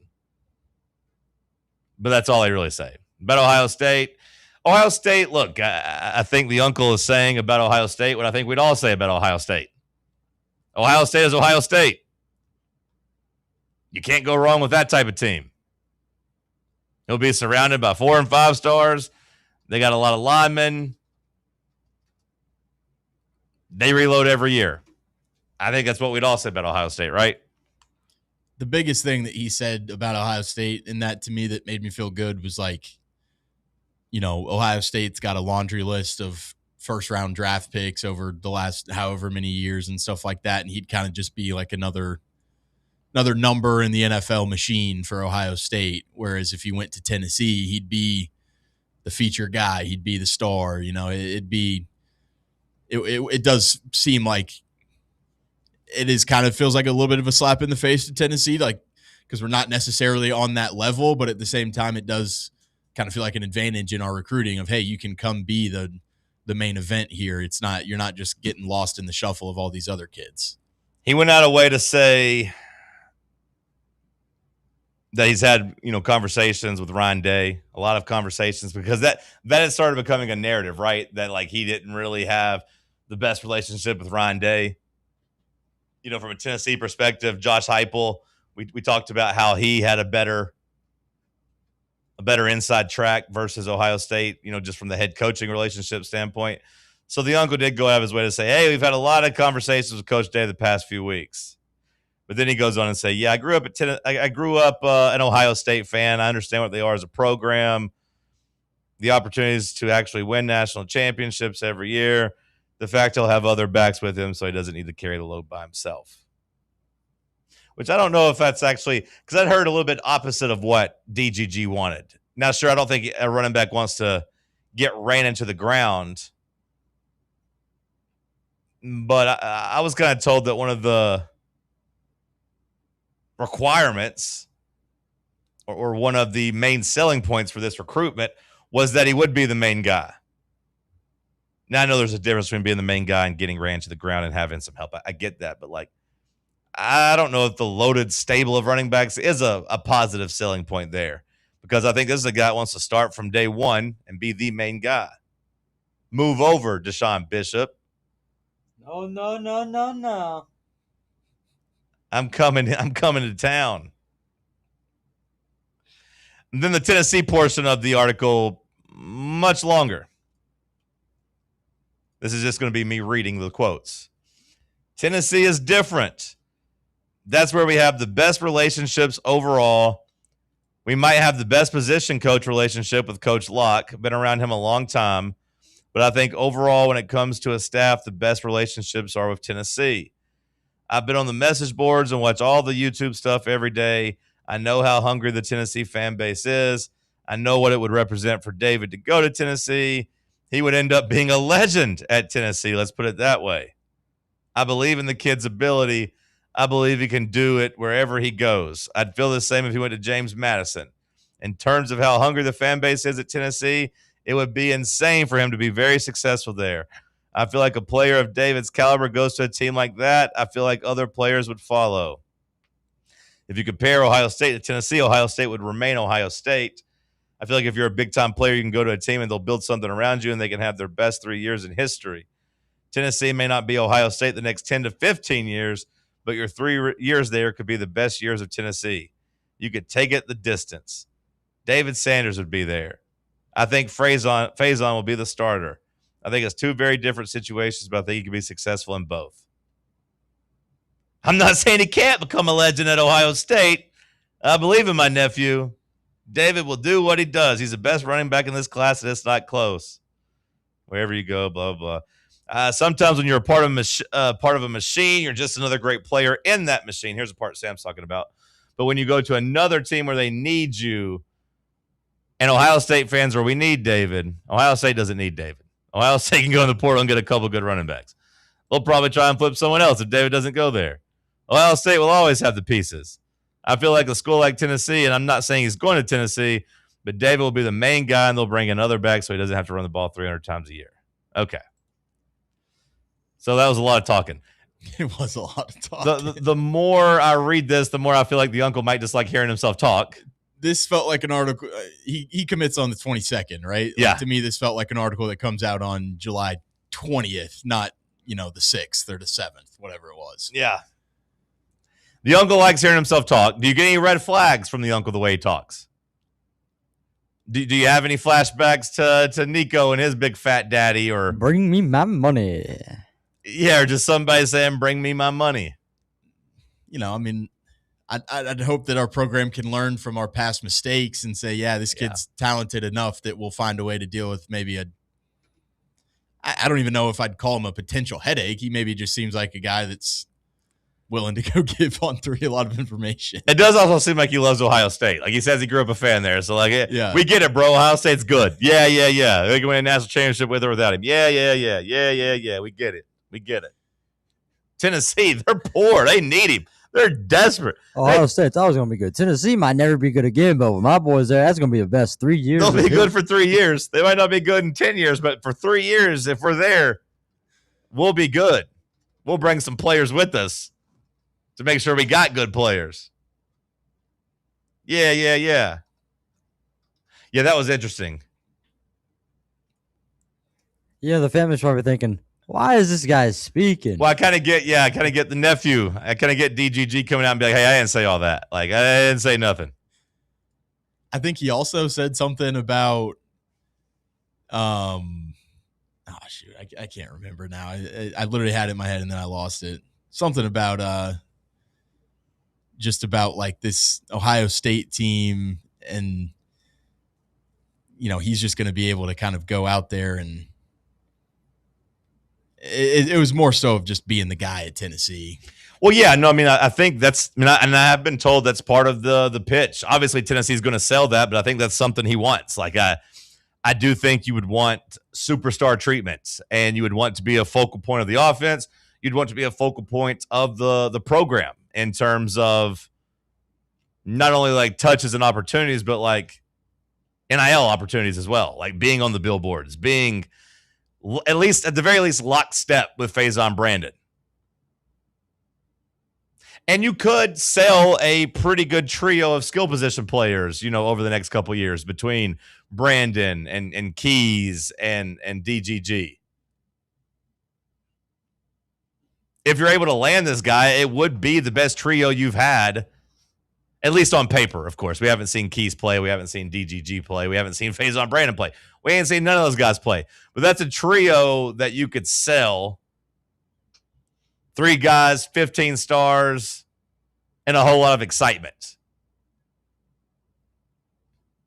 Anchored by a big left tackle that would then be heading into, his last season before heading off to be a top, 10 pick. There'd be some excitement there. I don't think that would happen at Ohio State. I still find it hard to believe that he would be like the day one starter there. This was what I remember. I think he said something about how he reads like the message boards and stuff too. Yeah, and how Tennessee fans are just desperate for him. Well, I read that, and it could be good. It could be bad. It could drive the price up. Once I start hearing that $2 million number, like, oh no, we can ask for more money. Tennessee's desperate here. Now, once that article came out, Ohio State's admin, they're recruiting guys, they had a couple interesting quotes. When compared to Savion Hyder, the Ohio State guy said, we didn't want to pay the $800,000 or so that Michigan paid. However, they do feel that DDG is worth the 7-figure price tag he's commanding. And Ohio State is making a very aggressive offer. said that Ohio State sources still think they can/do land him, but then it includes this part. Some other stuff going on that I will share later on, making them a little nervous, but that's what I've got. What do you think the other stuff is that would be making them nervous? Just money? Tennessee with an offer that they can't compete with? Yeah, just like leverage, like feeling like the uncle's using them. Pretty big scandal. It did feel like they were at least planting the seeds there on that message board of like, hey, we're going to tell you that Ohio State kind of backed off on this if it ends up working out that way. Tennessee was comfortable, promising everything. Ohio State, no, we weren't able to do that just yet. Ohio State wasn't willing to give them everything they asked for.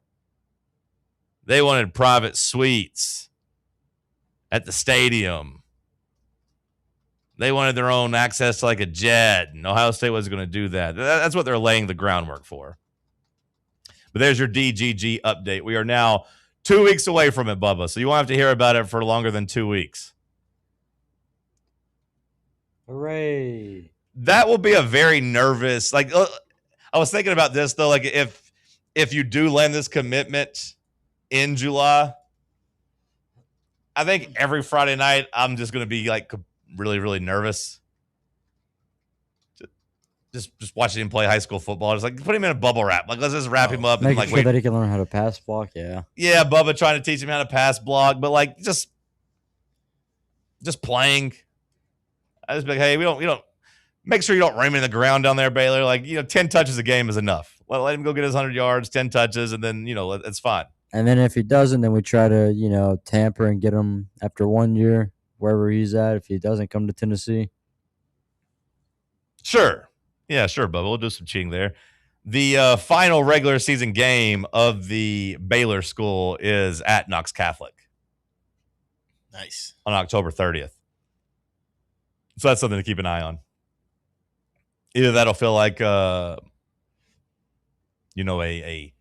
grand coronation where people are all lining up there and rooting for them against Catholic, all wearing their orange, or you got a Buckeye coming in for would it become a hate watch? Yeah. Do you think Tennessee fans would line up and boo him? No, you'd still game. You'd probably still be holding on to hope that you could flip him, maybe if he even plays in that game. Yeah, who knows how that'll go. It feels like a senior season as a big time prospect in today's landscape would be a little unnecessarily an unnecessary risk. Like Faison Brandon didn't play pretty much the entire senior season, right? He came back just for the playoffs. Yep. Do you feel less about him as a prospect next year, Sam, because of that? Nah. Bubba, do you? Do you have any question marks about Faison because he didn't play his senior season for most of it? Now, he was dealing with an injury. He wasn't just sitting out, but. I mean, if there's a situation where it's like maybe he needs a rehab, would we put him in against a smaller, Middle Tennessee, or does he want to go straight back to, facing a Georgia or whoever the next game would be? What the hell are you talking about? That's not what I asked. I asked if you feel. I'm trying to put a spin on. How do I feel about it? If you care that he didn't play his high school season, is what I said.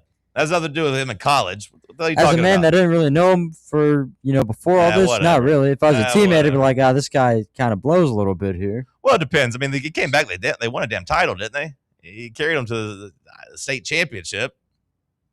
So if you're a player, it worked out all right. If you're the other quarterback, you got some reps. Maybe you got a little buzz now. Yeah, but then you got a vendetta. I feel like once I just get into college, too, I don't care about what any of my teammates did in high school. Sure. You don't want enemies. But, yeah, you don't really care. We are less than 2 months away now from football time in Tennessee. Stick with us right here on Fan Run Radio. Start your morning off with your daily dose of Talk Sports with John Reed and Cody McClure from 8 to 11, right here on the flagship station for Tennessee fans, Fan Run Radio. What kind of day is it? It's a White Claw day. Grab a pack, grab your friends, everything else in life can wait. Your friends shouldn't. Let's go. White Claw. Grab life by the claw. Please drink responsibly. Hard seltzer with flavors. White Claw Seltzer Works, Chicago, Illinois. Are you thinking of buying a home but don't know where to start?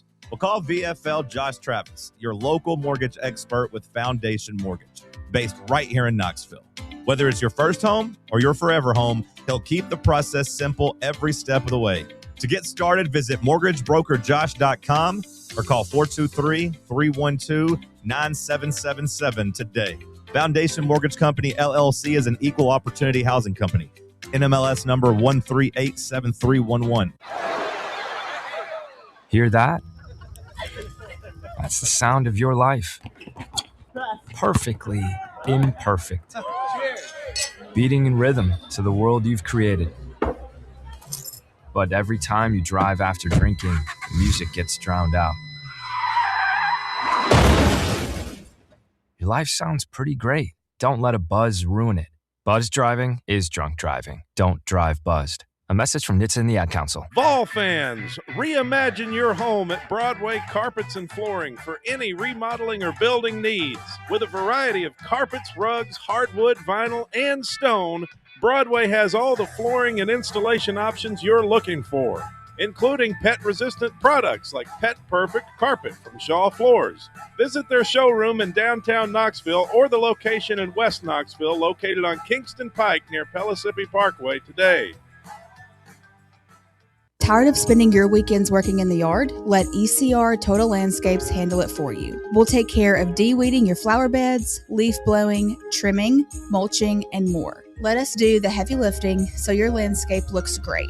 Right now, get 10% off your first month of our monthly maintenance package when you mention promo code FANRUN. Reliable service, great results, and more free time for you. Call us today at 865-384-2012 or visit us online at ecrtotallandscapes.com. eBay Motors is here for the ride. Go ahead, feel your engine. Admire that perfectly installed exhaust. Your vehicle's moving along this freeway like it was made from fresh installs and a whole lot of love. With eBay Motors, you get over 122 million parts to keep it running. And with eBay Guaranteed Fit, they'll be the perfect fit every time. Plus, at these prices, well, we're burning rubber, not cash. Keep your ride or die alive at ebaymotors.com. Eligible items only. Exclusions apply. Running a business, coaching a team, planning your next big event, you need more than just gear. You need SM Athletics and Logo Solutions. Custom uniforms, branded apparel, promotional products, done right, done fast, and built to show off your brand with pride. From local businesses to high schools to major universities, SM Athletics is trusted by winners. Get real service, get real quality, get noticed. SM Athletics and Logo Solutions, where your brand comes to life. Visit smathletics.com and let's build something great together.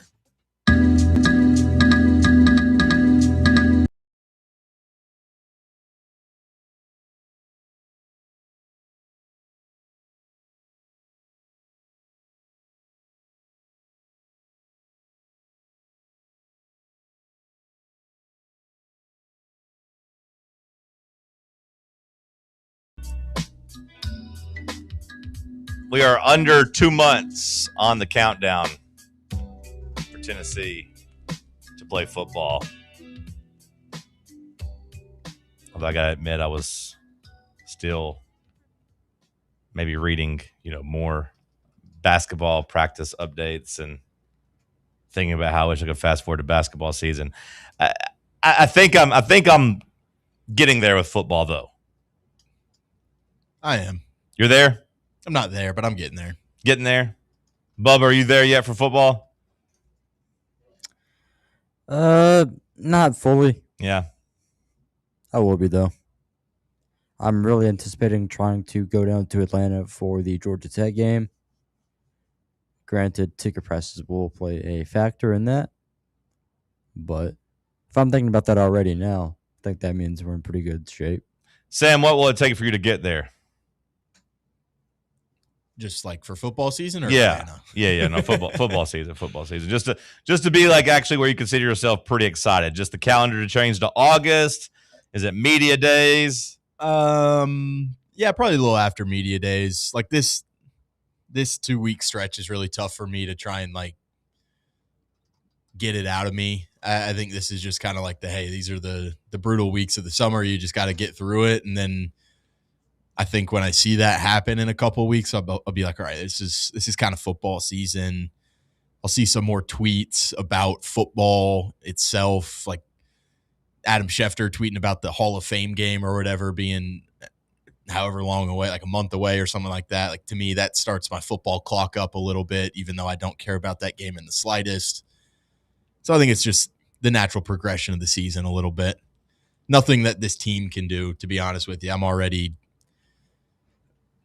anticipating and nervous and also excited for kind of seeing some new faces and everything on the field.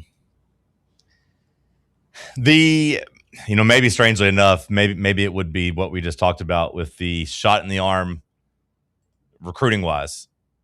Sure. Maybe 2 weeks from now, if the 5-star running back that we were just talking about says he wants to be a Vol, maybe that would be enough to really get the juices jump started.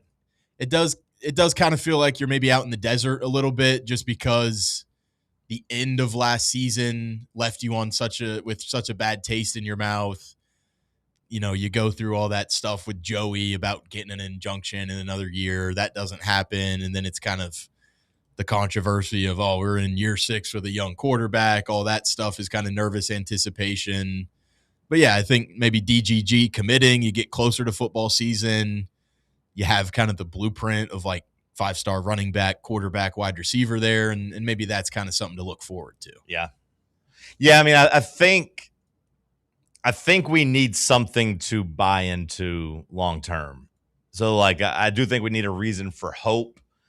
And there's a couple of avenues to get there.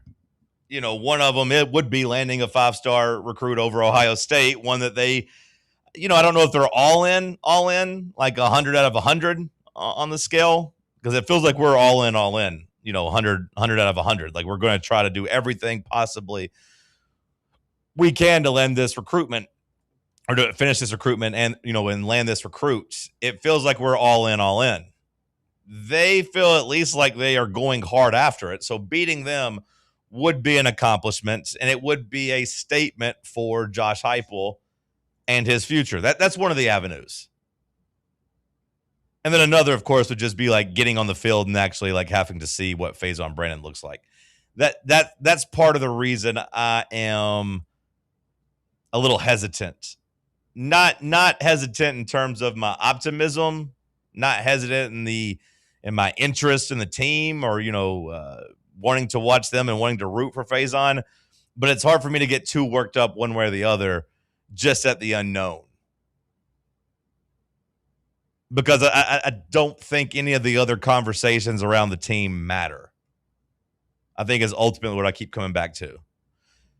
Is the defense going to be improved? Yeah, I would say so. Is it still going to be, have some weaknesses? Yeah, I'd say so.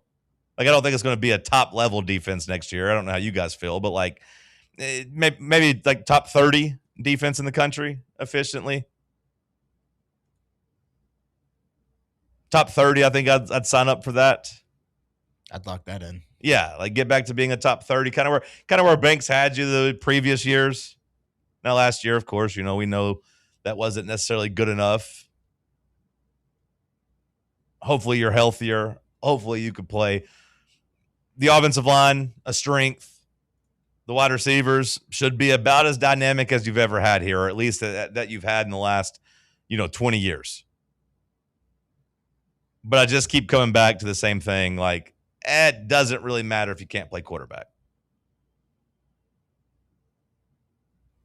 And there's nothing we can really look at least last year with Joey, you could go watch like old games and you knew that he was a veteran and you knew that he at least played football. So you had an understanding or an idea of what you were going to get. You could say you got a little bit better at times. You could say you got a little bit worse at times. But ultimately, I think he gave you a little better than you expected, but not good enough to get you past 8-4, especially with the banged up defense that didn't do, a great job of shutting teams down at all times. And I think that's going to kind of be an interesting part of the season, is like, to your point with not knowing what you get out of Faison or George McIntyre. Like, it's going to take, I feel like, more than a couple games to kind of feel that out. Whereas like what you say with Joey, it's like, all right, we've seen the guy on tape. Yeah, he's got that gunslinger mentality, but if he can rein it in a little bit. And like we watched that Syracuse game and the deep ball, completing that one to Staley, and you're like, all right, we might have a guy here, but I feel like when you see that with Faison or George McIntyre, it's going to be like, all right, can you put that together for 3 or 4 games in a row here now? Well, not only that, but the difference of playing at Syracuse or playing against Syracuse, game 1, that was at least a worthy adversary. They weren't like a great team or anything, but you knew like they were going to be a mid-level ACC team. Beating them mattered, or at least the way you performed against them mattered a little bit. Even game 1 against Furman, I think it'll be like the Nico UTC game. Yeah, like Faison will play well and get you excited, but you're still going to be waiting for that second game. NC State if you're talking about Nico, and then of course this year a road trip to Georgia Tech. And no matter what you do against Furman, especially on the good side, you're not going to have too much optimism until you see it happen against a power opponent on the road. But hey, talking about giving this program a shot in the arm, which I do feel like it needs. I wish that Tennessee-Texas game 4 at the end of September, game 1 in the SEC, I really wish that was a flex game. Because I do think Tennessee could do enough in the first 2 weeks. Throw Kennesaw State in there too if you want, the first 3 weeks, to justify that being a primetime game. I do wish we were holding off to see what we looked like against Georgia Tech instead of being sharpied in at noon.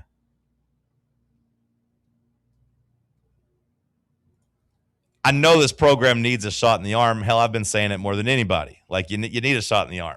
Us being a noon game against Texas is, in large part because you don't feel like you have a very bright future, or at least a very, bright present right now. But when we're looking for reasons for optimism, getting DGG to commit over Ohio State would be a great first step. But having your young skill position players and your young quarterback look awesome, that would do more for you than having a 5-star running back commitment.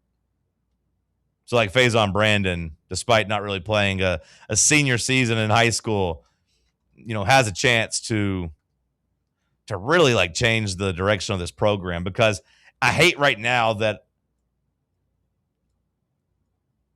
my level of hope is being held back a bit. And I hate that I was watching Team USA get their ass beat by Belgium, and I felt that felt like last football season, where you get together to watch a game and you're hoping, and nope, you're let down.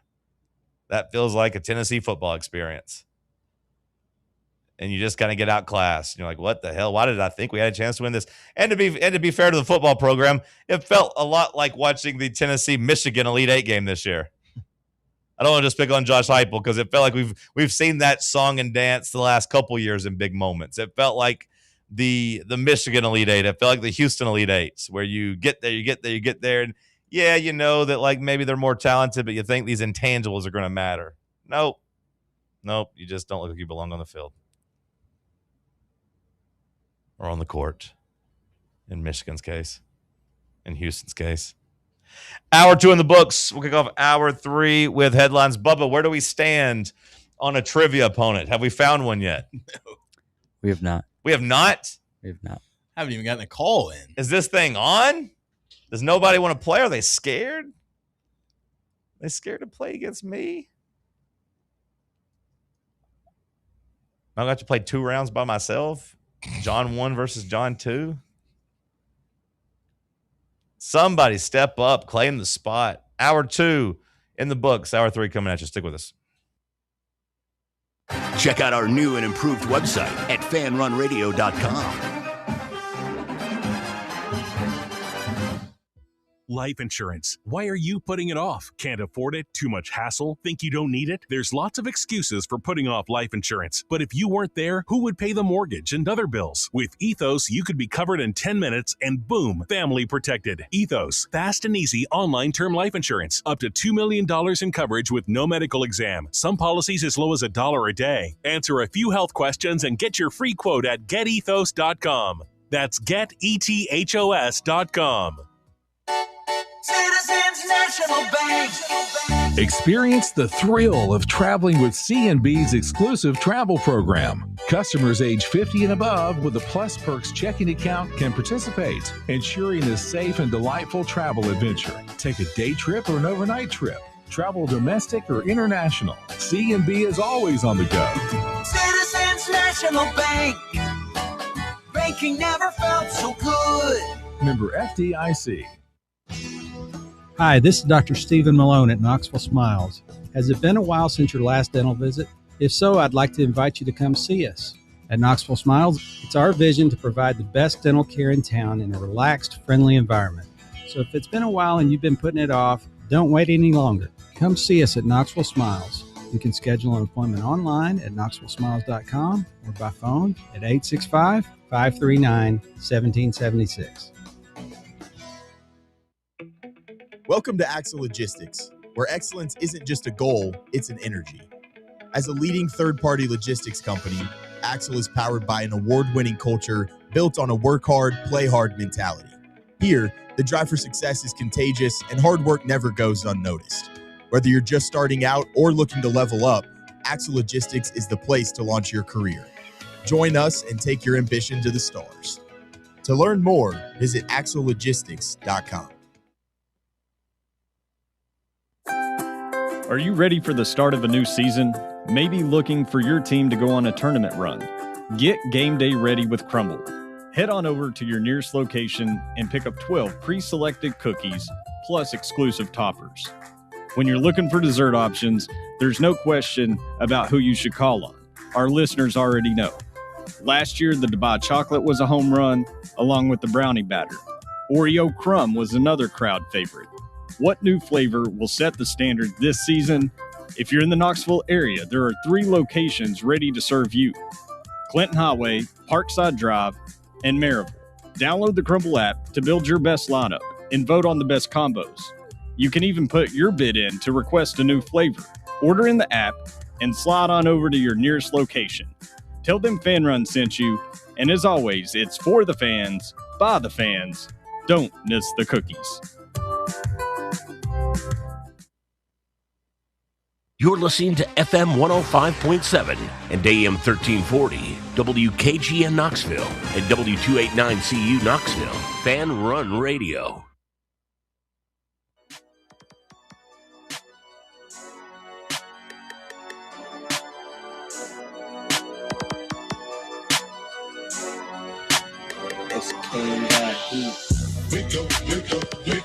Talk Sports. Talk Sports. Talk Sports. Talk Sports. Talk Sports from 7 to 10. Overrated, underrated, a Wednesday. Fan Run Radio, Talk Sports. Said not in my house, I ain't talking to Kim, babe. Johnny Cody out here asking where the ops at. Tennessee Volunteers here for combat. It's the Cherokee Ghost, John Reed and Cody doing everything we can to bring Rocky Top back. Talk Sports from 7 to 10. Never leave a witness, never leave loose ends. Nico ain't nothing but a nuisance. 2026, we making new friends. Talk Sports. Hour number 3 kicking off in the White Claw Hard Seltzer Studios. If you're looking for something to do tonight, general team trivia, Barley's in the Old City. Round up your crew. Go compete for your gift cards. Test your knowledge. Enjoy some food. Enjoy some friendship. Barley's in the Old City. Sports trivia on Thursdays if you can't make it tonight. Let's hit some hour 3 headlines. Give me another batch of news, Bubba. Well, John, I don't know if you were aware of this, but Wimbledon's been going on. I am aware that Wimbledon's been going on. Well, Djokovic survives the longest ever Wimbledon quarterfinal. You know, I hate that it happened during the World Cup because I feel like the accomplishment and what Djokovic is doing deserves praise and accolades, but I feel like that's kind of fitting for his career because he's been kind of always overshadowed by the other three guys of his era, or other two guys of his era, and really, but he might be the best of the three, and or at least like had the best career of the three, and he continues to defy like the odds and defy age. Like yesterday, he won what, the 5-hour match, 5 hours and 15 minutes. Yep. At the age of 39. Which I know that like in sports, guys are better for longer. Or at least that's what we're being desensitized to, you know, going back to Brady. Of course, LeBron. Messi. We haven't talked about him yesterday. That was a crazy game.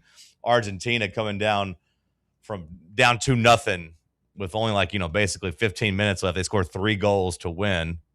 Messi's 39. Djokovic is 39. And, you know, he advances to the semifinals. Now, I don't know if he's going to win because he's got Yannick Sinner. He's got to play him next. And, like, you know, coming off of a 5-hour marathon match, I don't imagine Djokovic is going to have much left in the tank. But, you know, knocking off the number 3 seed in over 5 hours is crazy for a 39-year-old tennis player. He's not supposed to still be at that level. Also, on the lines of tennis, Serena Williams still says she wants to try to compete for the U.S. Open. Yeah, probably not a good sign, though, that after her first match, she had to withdraw from doubles and basically say she had to go get her knee drained and, like, fix her body. Which, I mean, maybe not a surprise after, you know, playing her first real competitive match. I know she had played some doubles, but that doesn't really count. She played her first real competitive match. Had she won that match, would she have had to withdraw? I don't know. If she plays at the U.S. Open, I'll still watch, but my expectations and my excitement level not nearly as high for this go-around as they were for the first time at Wimbledon. Up next, we have the IOC, the International Olympic Committee, provisionally lifting the suspension of Russian Olympic Committee. They're going to monitor a couple key things here. So they lift the suspension. The Russian Olympic Committee no longer includes as members any regional sports organizations and territories falling under the jurisdiction of the Olympic Committee of Ukraine. They're going to monitor any doping and making sure that any Russian athletes will not be of any doping measures or scandals or anything like that. And then they still offer their support. IOC will make a decision in relation to the display of the Russian flag, anthem, colors of any identification for the Olympic Games at the appropriate time. All right, so we got So they're slowly letting them back in, but we're going to make a further decision based on their colors, kits, outfits, anything of that nature. Okay. We got the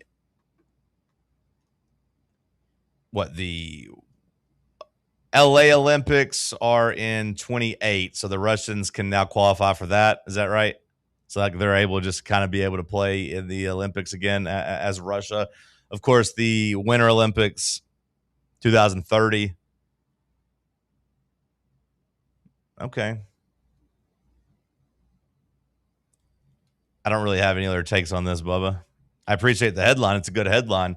Sam, is there anything to take from this other than just... I'm just excited to see how they try and cheat again with doping stuff after I watch that documentary. I know they've got it up their sleeve, but I just want to see how they execute it this time. Surely they at least wait a little bit, right? Maybe. But I don't know. They strive for excellence over there. Do we have any like other international like hockey stuff coming up or anything? When's that Four Nations thing? Is Russia involved in the Four Nations thing, or were they? I know it was like I don't us think they and were in it. Canada, but would they be in it if they were like not banned from the Olympics or?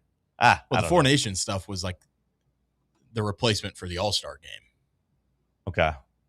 That was just like league commission. That Okay. wasn't like an Olympic thing. Okay. Either way, Russia's back. We need a good rivalry. The Germans, Russians. I mean, World War III is going to be crazy. Those damn Belgians. They made the list after the World Cup game. Yeah. They made the list. In the NBA news, I don't know how you feel about this, John, but ESPN former writer Tim Bontemps takes a front office position with the Atlanta Hawks. Does it say what he's going to be doing? According to this, he has left ESPN to join the Hawks as a strategic advisor who will report directly to Saleh. I mean, that's pretty cool. I don't know if it happened because like somebody at the Hawks is like reading or listening to him on podcasts like, well, this guy's really smart, or you know how that came to fruition. But that's kind of the dream, to go from media to actually working, like, you know, doing something important with the basketball team. That'd be pretty cool. I don't know if I really like this guy or want him on my team, but I like these stories. Congratulations to Tim Bontemps. It didn't really work out for the Grizzlies and John Hollinger. They tried that, you know, a decade ago, hiring John Hollinger, and that was not a very good front office in Memphis when he was there.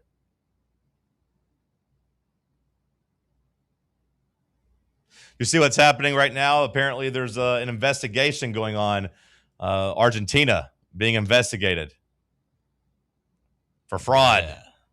Not only is Egypt was really crying about the game yesterday. I don't know if you saw their manager after the game, but it was basically like, we got cheated. Their players were like, we got cheated. This is stupid.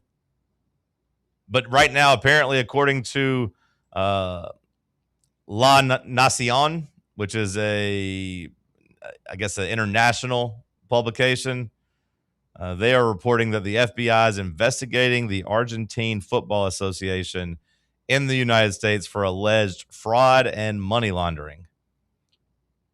That going on as Egypt officially files a complaint with FIFA about the officiating in the Argentinian game. So Messi's got the boys rolled up. How does a soccer team accumulate $300 million of money laundering and fraud? No clue. No clue.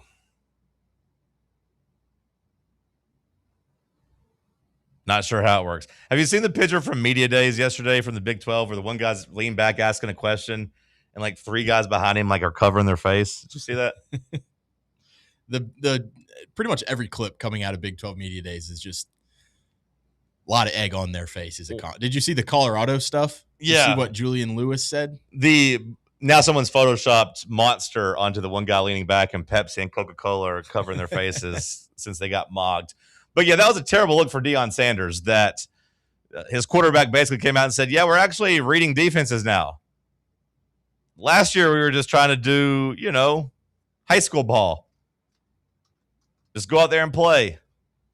Our boy T-Cal has been all over that. Yeah, I was just about to say that. He's been going in on Deion. Well, he's been bashing Deion for the last 2 years and how poorly they're coached. Turns out there might be some real truth to it, as like, you know, I don't think their team understood coverages or what defenses they were going against, which kind of lines up with how they looked playing football. I laughed at something he recently posted with like a player from Colorado. I think it was the BYU scouting report. And I guess the coaching staff had told the Colorado players like, hey, BYU runs cover 4, that's the second most coverage they run in their scheme or whatever. And then he responds to it and he's like, huh? He's like, they don't even run that remotely. Bad look for Deion. Terrible. Especially since Deion's making what, like $10 million. $10 million? My God. And they suck. Yeah. He just pretty much got Travis Hunter and then, you know, his son to give him a year of glory, and then it's just downhill ever since. Yeah. Yeah, it does feel like Deion's not long for this this world. Although maybe now that they're actually practicing and understand what the defenses are going to try to do to them, maybe they'll be a little bit better this year. It might be a testament to Shedeur Sanders. Maybe we shouldn't give up on Shedeur Sanders so quickly. It seems as if he was, maybe literally just – it looked like he was playing backyard football sometimes when he was running around trying to avoid pressure and throwing the ball down the field. Turns out he might have actually been doing that. Turns out their coaches might not have been helping them at all. Maybe he gets to the NFL and actually gets some coaching and learns how to play quarterback. Who knows?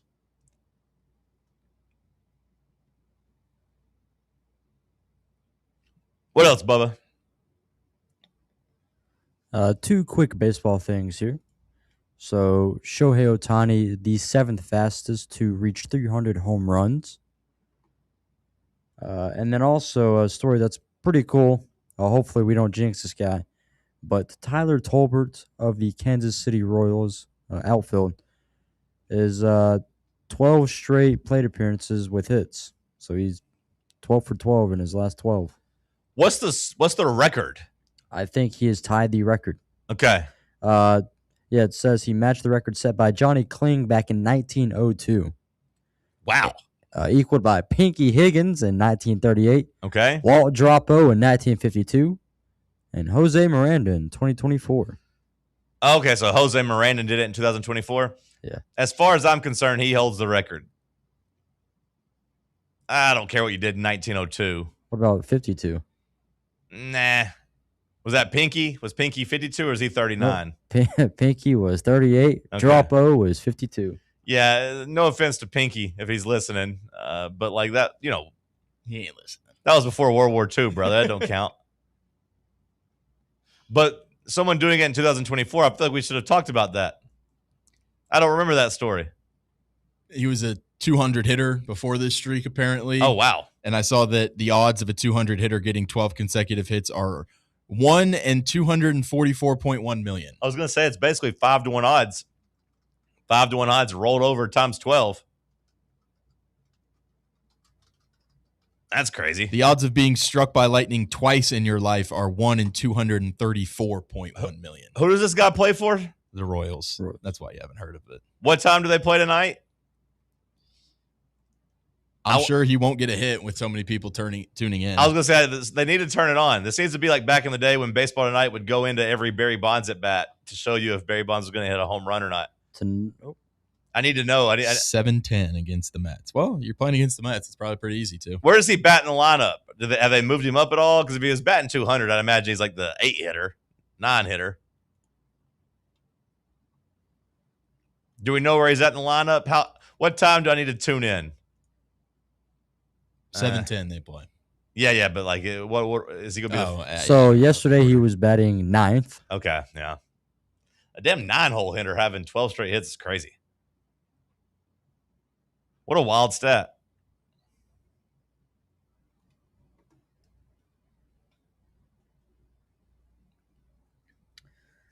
Anything else? We do.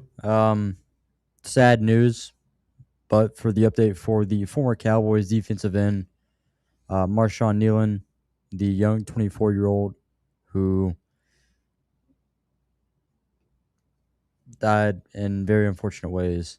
Okay. Diagnosed with CTE. And this creates even more of a concern because it's like, one, the diagnosis happening after death, and then two, the age being a major factor here. Yeah, the CTE is one thing, but then like you said, I mean, you say he was what, 24 years old? Yes. Yeah, that should be enough to bring CTE back into the conversation. I'm guilty of it too. I don't really like thinking about it when I watch my football. I don't think I'm going to quit watching football because of it. Guys haven't quit playing football because of it. I've been okay getting rid of the big hits. I've been okay getting rid of the jacked up and all that. But the fact this guy's 24 and he was already suffering from it, even, in an era where there aren't those big hits, you combine that with like whatever the hell's going on with Brandon Ayuk and just weird behavior. It does bring it back into the conversation. And it sucks. It's like, big hits aside, more about also what can you do for the interior, offensive line and D line and what's happening in the trenches. Because this guy was a DN compared to, so he's not taking like those crazy blindside hits or anything like that, but it's just constant, however many snaps, like 80 snaps a game, where he's just butting heads and stuff like that. So yeah. All right, well, that was a depressing way to end headlines. Yep. We'll see if anybody calls in now to play trivia. If not, Josh is called in. Josh is called in? But he called in at like the start of the hour. I told him to call back at 10:20. Okay. So, Josh, give us a call on the break here. All right, good. Good deal. We'll play some Tuesday trivia coming up next. Stick with us right here on Fan Run Radio.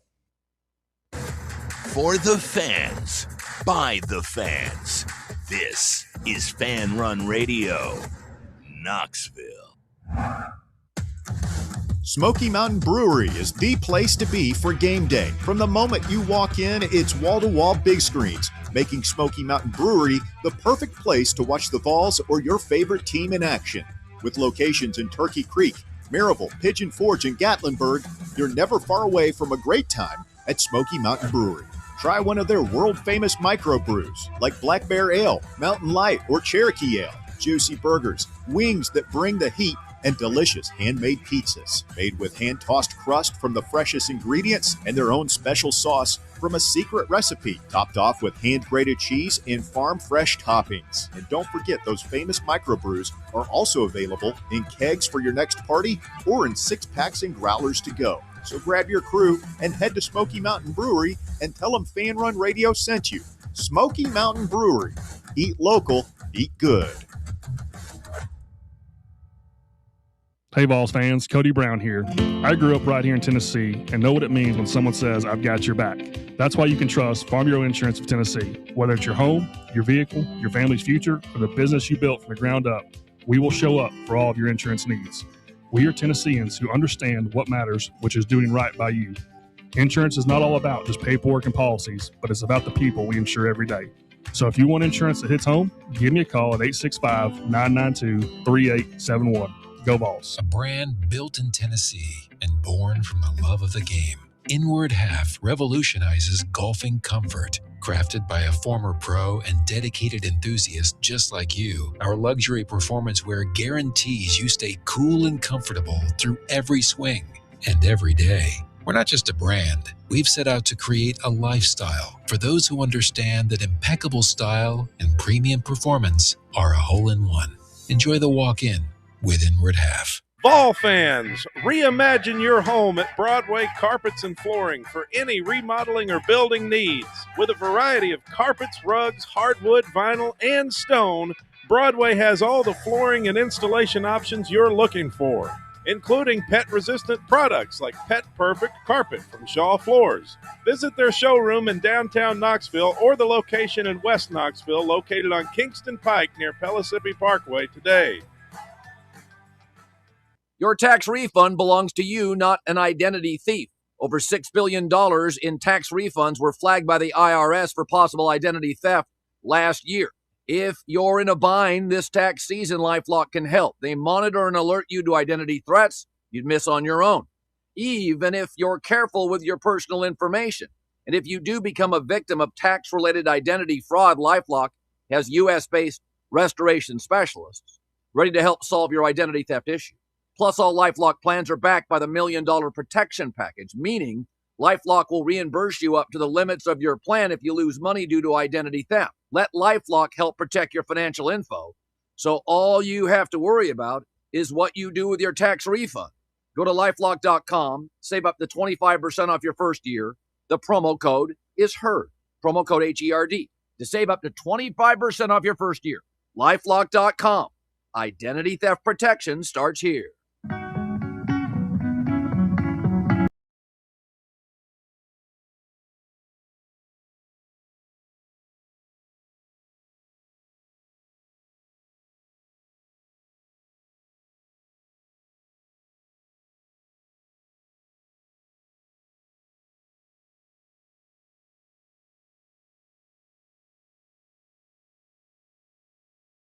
By you, Sam, rounding us up someone to play, coming up with questions. Bubba, excellent work as always. and everything you do.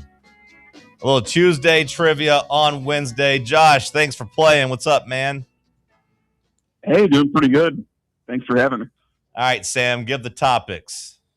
All right, guys. Today we have general Adidas schools, slogans, Fairly Brother movie plots,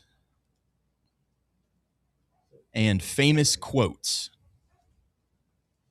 All right, we got general Adidas schools, slogans, Fairly Brother movie plots, and Fairly what or was the last Farley? one?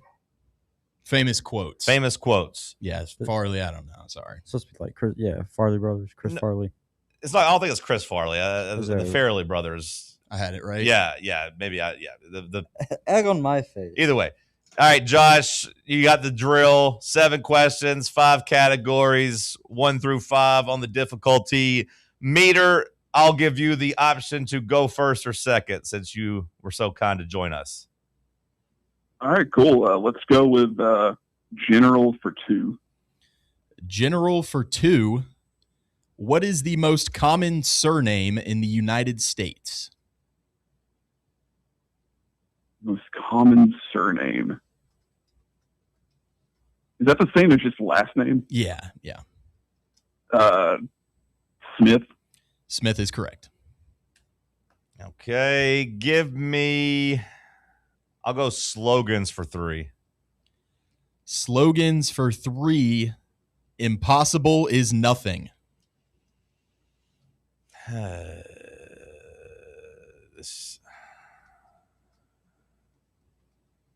wanted to say immediately my mind went Nike, but then I was like, is it Adidas? I'm going to go Adidas. Adidas is correct. Yeah. Let's go. Shout out to Adidas. Thank you for saving the Tennessee program. 3-2 after 1. All right, Josh, what you got? All right. Let's go famous quotes for 3. Famous quotes for 3. Never interrupt your enemy when he is making a mistake. And you're looking for who gave this quote, correct? Yeah. Oh, man. That's a tough one. I really have no idea, so I'm going to guess Winston Churchill. You'd be looking for Napoleon. I mean, it was, the same. Right there, yeah. Similar type of concept. All right, give me the Fairly Brothers. For 3? Yeah. In 2001, Jack Black is hypnotized to see people's inner beauty until Jason Alexander frees him from the trance. Shallow Hal. That is correct. Let's go. Let's go Adidas schools for 2. Adidas schools for 2. Name 2 of the 3 Adidas schools in the SEC. And that can include Tennessee now. Yeah. Tennessee and Mississippi State. That is correct. I'm going to try it for 3. Adidas for 3? Yeah, give me Adidas for 3. Let's try that. Starting in 1995, what year did the original Adidas partnership with Tennessee come to an end? Okay, so you're saying it started in 95 and you're saying it came to an end in this year. Okay, gotcha. It came to an end. I want to say it was June of 2014. 2014 is correct. Let's go. Let's go. 4-9. 4-9. Sorry. How about general for 3? General for 3. What part of your body has rods and cones? Your eyes. That is correct. Oh, man, I don't think I would have gotten that one. Okay. I got lucky on that one. 7-9. Wait, we're at 1, 2, 3. This is my 4th round question. All right, 7-9. Give me. I guess I'm gonna go with the movies. Give me the Fairly Brothers for 4. Fairly Brothers for 4. Chris Rock and David Pierce have to hunt down Clarence Fishburne in order to save Bill Murray in this film.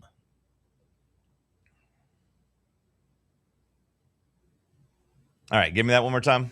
Chris Rock and David Pierce have to hunt down Clarence Fishburne in order to save Bill Murray in this film. This better not be is it? They don't do any damn animated movies, do they? Do the Farrelly Brothers do? This is going to be an all-time bad guess. Garfield. You would be looking for Osmosis Jones. Oh, it was. Okay, it was animated. Well, I knew Bill Murray played Garfield. That's all I had. Ah, damn it. Okay. Doors open now. That's the movie that Kid Rock had that problematic line about wanting to love teenagers, underage teenagers, on the soundtrack of the song. Didn't know about that. For Osmosis Jones. Yeah, it's a very controversial line where he says he prefers statutory, is the way he said it. So, yeah. All right, Josh, 7-9. The door is open now for you to crawl through. Let's go with Adidas Schools for 4. Oof. Adidas Schools for 4. How many total college football national titles has an Adidas school won? At the time, they were Adidas. Rough. Okay, so yeah. Okay, so total of any college football team that's ever had Adidas as a sponsor. Correct. That won an Addy. Yeah, like at the time. I have no idea. Let's say 12. It's only 4.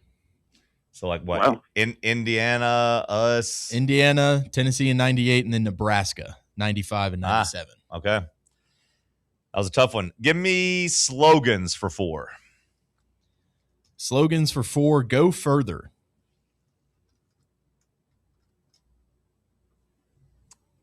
Okay, go further. As soon as you said that, my mind went to. I feel like that's how you have to do slogans. You have to basically go. You got to rip it off. Yeah. Yep. Land Rover is where my mind went. It is Ford.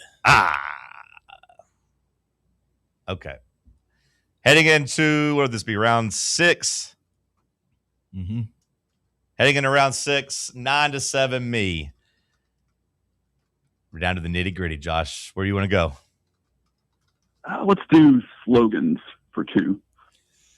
Slogans for 2, how doers get more done. That is Home Depot. That is correct. Tie ball game. It is a tie ball game. All right, I'm a question up. All right, give me. What's the strategy here?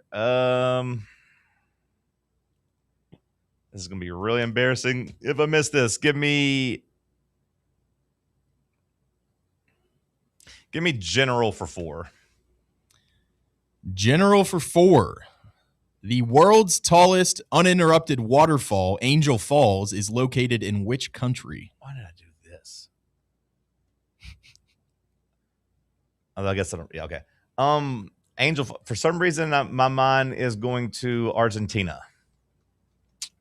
Kind of close. Venezuela. Okay. Rats. I do appreciate the sort of close because it does feel sort of close. I mean, you didn't choose Canada Africa or something like that. that. Yeah. Okay. Continent. All right, tie game going into the last round. What you got, Josh? Oh man! All right, very last round. Very last round. About strategy here, unless we have a tiebreaker. But yes, we got. I'll just tell you what's available in case you haven't been keeping up on your phone. General, we got 1 and 5. Slogans, we got 1 and 5. Famous quotes, we have everything but 3. Farrelly Brothers, we have 1, 2, and 5. And Adidas, we have 1 and 5. Let's do famous quotes for. No, actually, let's do slogans for 5. Oh man! All right, swinging for the fences. Let's go. Slogans for 5. We really move our tail for you. Oh man, I shouldn't have done that. we really move our tail for you.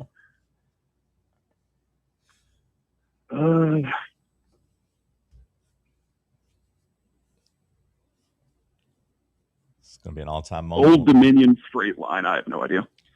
Honestly, not a terrible guess. Continental Airlines. This is an old airline. What's the tail? The tail of the plane, the tail I guess. Of the plane, yeah. They're moving their tail for you. I'm going to go for a 1-pointer here. They all should be easy, but which one would be the easiest? Slogans for one. Slogans for one. I'm loving it. That's what I was hoping it was. McDonald's. Yes. Josh, appreciate you playing, brother. A good effort. That was a better game than we've had most in the last couple of weeks. Yeah, I mean, it's tough to play on the phone, too, and it just takes you out of your element. Josh, appreciate you, man. Thank you. Yeah, good game. Thanks. GG's. Going for the 5. I appreciate it. Yeah. I like that play. Yeah. I like that play a lot. Well, I don't like the play, but I appreciate the gusto. I mean, I say I like the play in the sense of like, how often does a listener get to play trivia? You might as well go swing for the fences. Would famous quotes for 2 have been tricky? Because I feel like that's where I would have gone if I were in his shoes. Potentially, maybe be the change you wish to see in the world. The thing about these quotes is I'm going to guess like 10 people, and Gandhi would have been one of them, and I would have guessed Gandhi here. Gandhi is correct okay. there. But, I mean, like that's kind of the tough part with quotes is a lot of people say the same thing over, too. All right, let's do quotes for 4. Who else can we get? Churchill's probably is going to be one of these. FDR is probably going to be one of them. All right, let's go. Let's hear it. If it doesn't matter who wins or loses, why do they keep score? Allen Iverson. No. Is it an athlete, though? No. I didn't think so. Okay. Adjacent, I guess you could say. A coach? Sure. I mean, I don't know who it is. It's Vince Lombardi. Okay. Yeah, see, that would have been tough. I would have done Farley Brothers for 2 if I had to. If he got the 2 like on the quotes, I was going to do 2 for the brothers. You would have definitely gotten the 2 and just went for a tie. In 1998, Cameron Diaz started opposite Ben Stiller with a cameo by Brett Favre. Yeah, I would have gotten that one for sure. There's something about Mary. What was Farley Brothers for 5?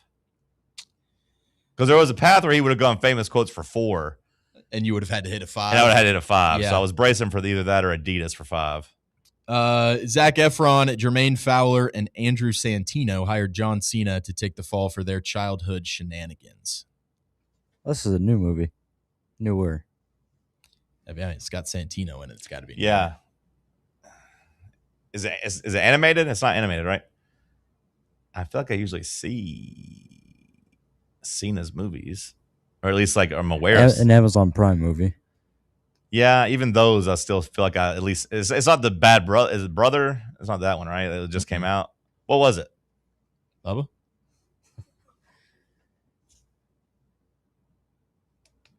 I can see the scene because John Cena is at the airport and he has a trash bag full of his clothes and items. Okay. Yeah, no, I have no clue. It's not Chicky Donahue. That's the war movie. Okay. Ricky Stenicki. Oh, okay. Okay. I do remember that coming out, but yeah, I didn't watch that one. Adidas for 5? Name the non-Power 4 schools that Adidas represents. All of them? Mm-hmm. I feel like you said Akron the other day. Is Akron one of them? Nope. Oh. We did say it the other day, I think. But they're not one of them? I think we did say who one of them is, but it wasn't Akron. Oh, interesting. No, I got no clue on who. It's St. John's and Grambling State. Okay, yeah. I'd have been cooked. Well, I'm glad Josh swung for the fences and went with the 5-pointer. I liked the pace of that round, too. Yeah. It was quick. It was. No whining about it. And just for the record, if Cody would have been playing someone on the phone, he'd have been accusing them of cheating. I didn't say that once. But also because of how fast Josh went. Yeah. There was no like delineation on like, are you Googling this? If he'd have Googled the Tail Move You thing, if he'd have gotten that one right, I might have complained. But maybe he's just an aviation expert. Yeah. Last call on the other side, a long last call because the trivia went so quickly. Stick with us right here on Fan Run Radio. Big Orange Country's home for sports. This is Fan Run Radio. Barley's has live music on weekends, general team trivia on Wednesday nights at 8 p.m., and now live sports trivia courtesy of the Knoxville Trivia Guys every Thursday night upstairs. The game starts at 7 p.m. and is free to play for everyone, so head on down to the Old City and show off your sports knowledge and win gift cards to Barley's. Use those gift cards to buy some delicious food and drinks, and you can take it all in with their wide selection of TVs and indoor projectors. Barley's Tap Room and Pizzeria. Hey, Vols fans, Cody Brown here. I grew up right here in Tennessee and know what it means when someone says, I've got your back. That's why you can trust Farm Bureau Insurance of Tennessee. Whether it's your home, your vehicle, your family's future, or the business you built from the ground up, we will show up for all of your insurance needs. We are Tennesseans who understand what matters, which is doing right by you. Insurance is not all about just paperwork and policies, but it's about the people we insure every day. So if you want insurance that hits home, give me a call at 865-992-3871. Go Vols. Are you ready for the start of a new season? Maybe looking for your team to go on a tournament run? Get game day ready with Crumble. Head on over to your nearest location and pick up 12 pre-selected cookies plus exclusive toppers. When you're looking for dessert options, there's no question about who you should call on. Our listeners already know. Last year, the Dubai chocolate was a home run, along with the brownie batter. Oreo crumb was another crowd favorite. What new flavor will set the standard this season? If you're in the Knoxville area, there are 3 locations ready to serve you: Clinton Highway, Parkside Drive, and Maryville. Download the Crumble app to build your best lineup and vote on the best combos. You can even put your bid in to request a new flavor. Order in the app and slide on over to your nearest location. Tell them Fan Run sent you, and as always, it's for the fans, by the fans. Don't miss the cookies. A brand built in Tennessee and born from the love of the game, Inward Half revolutionizes golfing comfort. Crafted by a former pro and dedicated enthusiast just like you, our luxury performance wear guarantees you stay cool and comfortable through every swing and every day. We're not just a brand. We've set out to create a lifestyle for those who understand that impeccable style and premium performance are a hole-in-one. Enjoy the walk-in with Inward Half. Planning for spring at Lowe's means big savings on outdoor power equipment, and Lowe's knows nothing feels better than free. Buy one select Ego string trimmer, leaf blower, or mower kit. Get one select 56-volt battery free. That's up to a $299 value. Power through spring with Ego, the #1 rated brand in cordless outdoor power. Because Lowe's knows home improvement. Valid through 4/3 while supplies last. Selection varies by location. Smoky Mountain Brewery is the place to be for game day. From the moment you walk in, it's wall-to-wall big screens, making Smoky Mountain Brewery the perfect place to watch the Vols or your favorite team in action.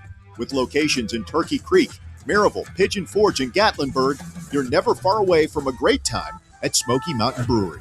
Try one of their world-famous microbrews like Black Bear Ale, Mountain Light, or Cherokee Ale. Juicy burgers, wings that bring the heat, and delicious handmade pizzas made with hand-tossed crust from the freshest ingredients and their own special sauce from a secret recipe, topped off with hand-grated cheese and farm-fresh toppings. And don't forget, those famous microbrews are also available in kegs for your next party or in 6-packs and growlers to go. So grab your crew and head to Smoky Mountain Brewery and tell them Fan Run Radio sent you.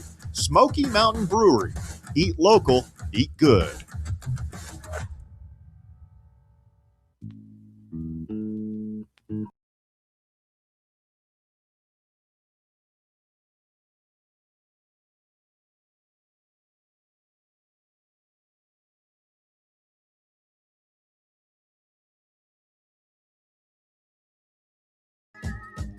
It's one of those things that makes sense when you hear it.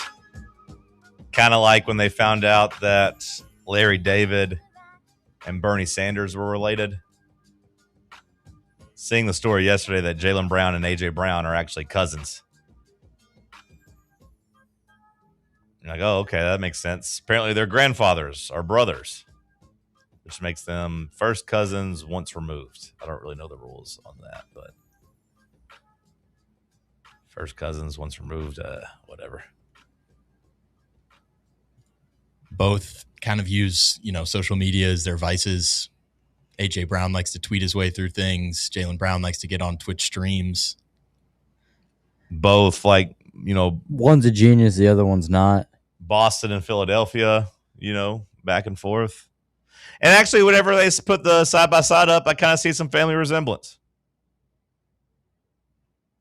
Bubba, what'd you make of CM Punk taking the title off of Sami Zayn after just 9 days? Do you have any strong takes on that? For being honest, I'm kind of checked out on CM Punk right now. Okay, fair enough. Never mind. You got it. Quick question here.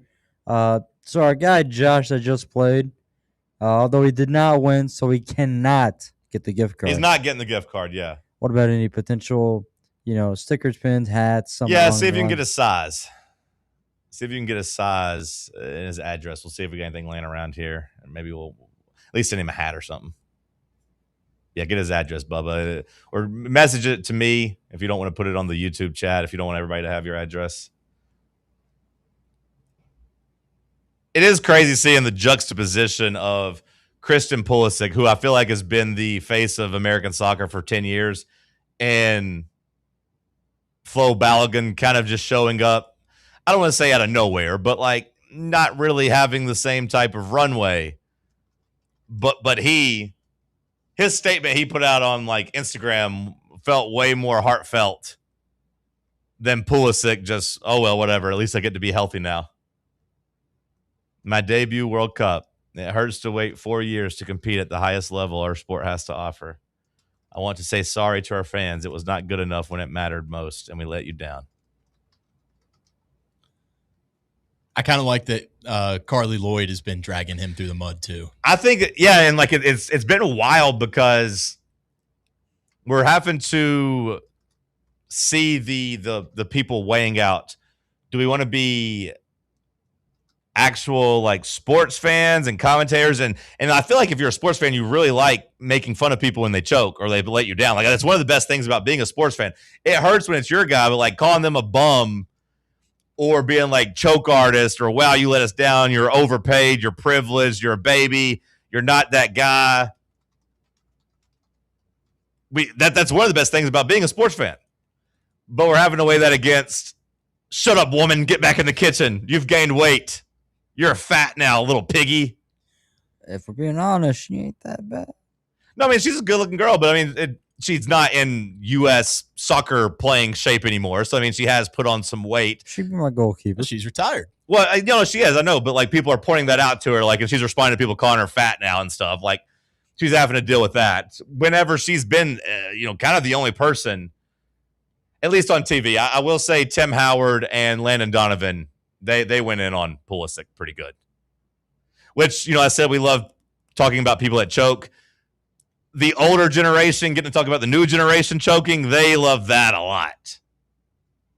Like Inside the NBA has made a whole, legacy out of it, pointing out the new players being soft and choke artists. So Landon Donovan and Tim Howard have really enjoyed talking about it. But I do think it's deserved. And I do give Carly Lloyd credit for being willing to go out there and pretty much say what everybody else is saying, at least like on the internet. She's willing to put her name and face and reputation on the line. They'll just basically be like, your golden boy has to be better. Which I appreciate.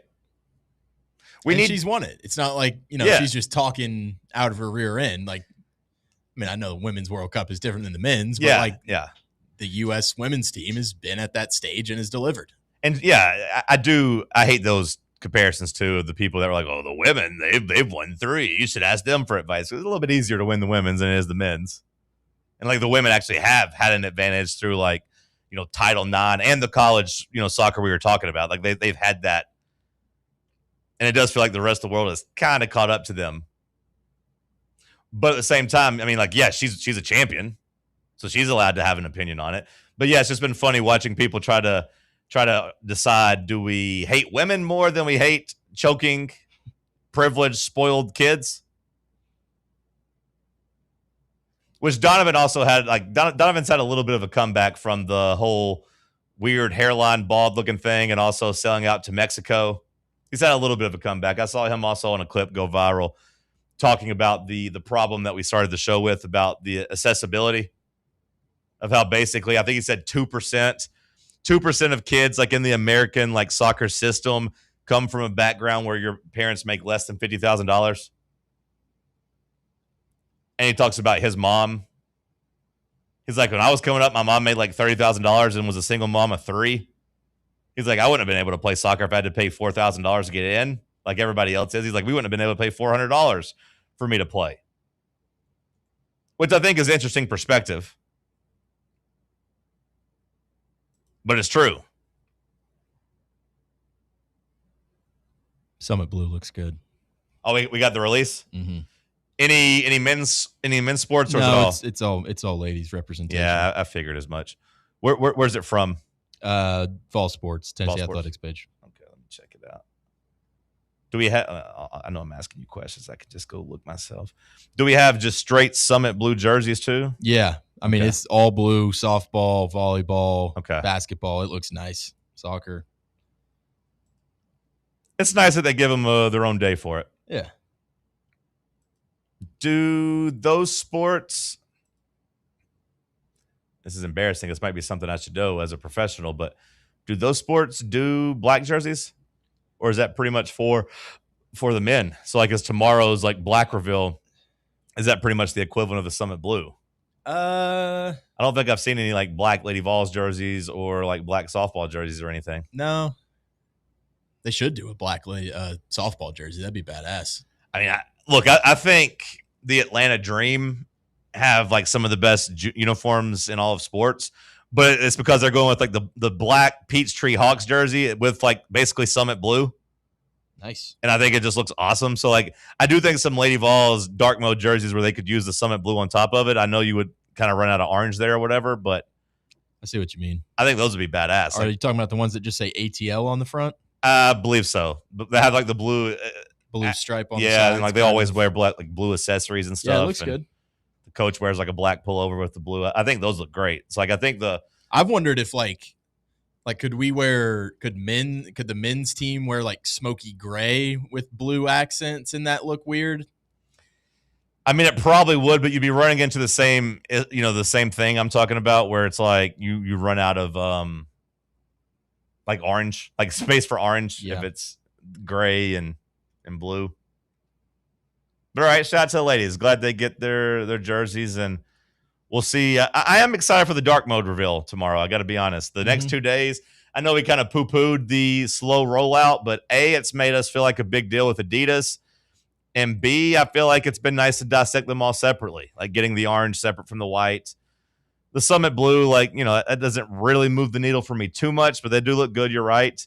But the dark mode jerseys, I'm interested in those tomorrow. And then the apparel on Friday lined up perfectly with like people's paydays, where they can go buy some stuff on, the website on Friday. I do think it's been pretty good what the school and Adidas have combined to do. Bubba, what did we miss so far today? Well, we got to clarify that our guy from the Kansas City Royals actually matched the streak and is not able to beat it, as he flew out, I believe, in the 9th inning. Oh, my God. Bubba. How did you learn this? Did somebody in the chat correct you? They did, and then I looked at the article a little bit more. Oh, my God. I read the article a little bit more and said, nah, he with the chance. Yeah, he went 5 for 6. You can do this in other sports because I'll usually have the knowledge to correct you, but you can't do it in Major League Baseball. That's by far my weakest sport. We're learning, all right? Like hockey's probably my We least. got into the commercial break and Bubba like scrolled a little bit further down in the article and he goes, "Oh no, Sam." He's like, he tied the record. He popped out in the 9th inning. So you've been sitting on that for an hour? All right, I appreciate it. You had to save some content for yourself at the end of the show. I get it. That's pitiful, though, Bubba. That's pitiful. You got my hopes up to watch it, and he's already there's something about that unlucky number 13, I guess, though. Nobody can get to it. Hell, even Pinky couldn't get to it. Update on our boy Jacoby Gillespie. He balled out in his last game. Good for him. He did. 31 minutes, 19.7 of 14 from the field, 5 of 9 from 3, 6 assists to go along with it.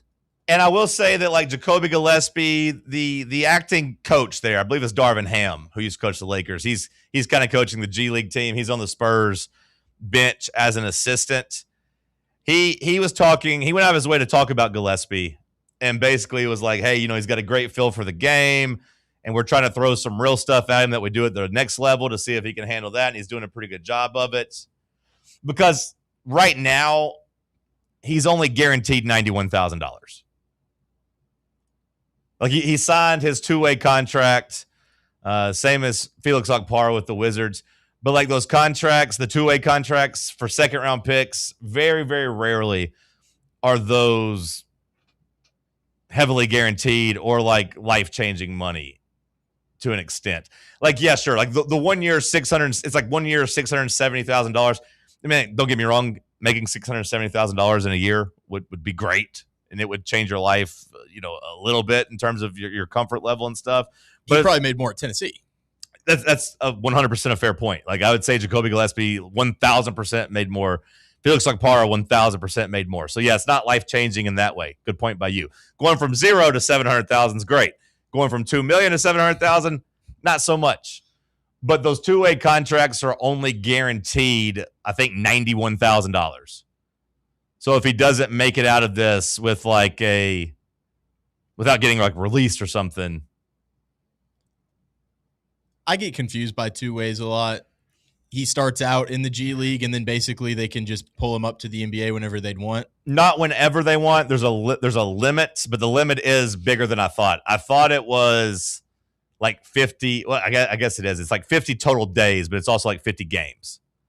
So basically, 2-way contracts, usually they call you up the day of, and they send you back down. So you don't really get to enjoy the benefits, the fruits of being an NBA player.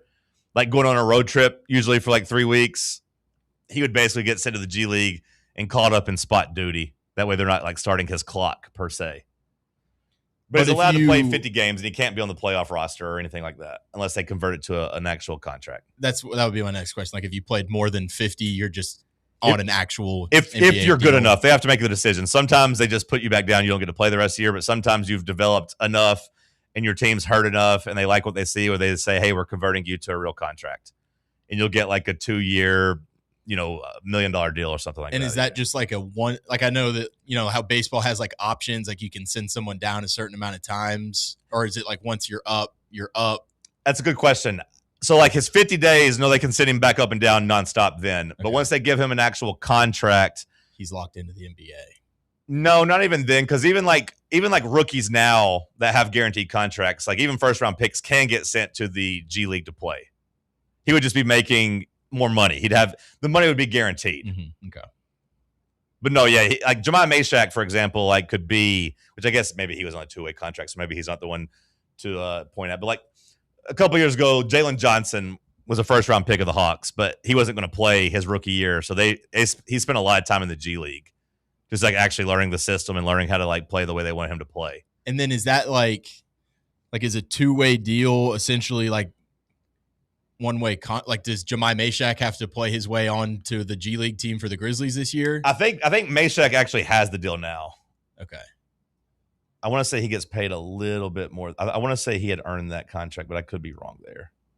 So like there are instances where like you could have played up in the NBA for 20 games or something like that, and then they send you down to the G League the next year and you got to try and get back again. Yeah. And like a lot of people on that Grizzlies team is going to have to deal with that because a lot of those guys were just G League players that were, basically thrust into duty. But no, Meshack's not on that. So yeah, I think Meshack's still kind of in that position where he's fighting for a contract. So like he could get cut from the Grizzlies essentially this year? Yeah, essentially. Summer? Interesting. Yeah. Yeah, so like he earns a standard 2-way salary. Yeah, so essentially if this quick breakdown has him he signed a 2-year 2-way contract. So he should still be on the hook for like $700,000 this year. But like with that part where it's not like guaranteed at all. Mm-hmm. But no, good for Gillespie. Like he's still a long ways away from being a factor there in San Antonio, but I did like his performance, and I did read into some of the stuff that his coach was saying about him, of him being mature and kind of having a grasp on it and doing the things they needed him to do. All right, that'll do it for us today. Good job by you guys. Always appreciate when you step up when we're shorthanded. I'll try to text Cody. We need an update on the big guys. He's still in the damn hospital. Do we know if he's okay? I texted Bear last night. Apparently he's back in Arkansas. Okay. I think his mom went and got him. Yeah, I was curious about that too. Like, does he need to can't drive anywhere outside of that. Yeah. Okay. Well, that sounds like he won't be with us for at least a week or so. So you guys are going to step up. I appreciate you. The Tony Basilio Show coming up next.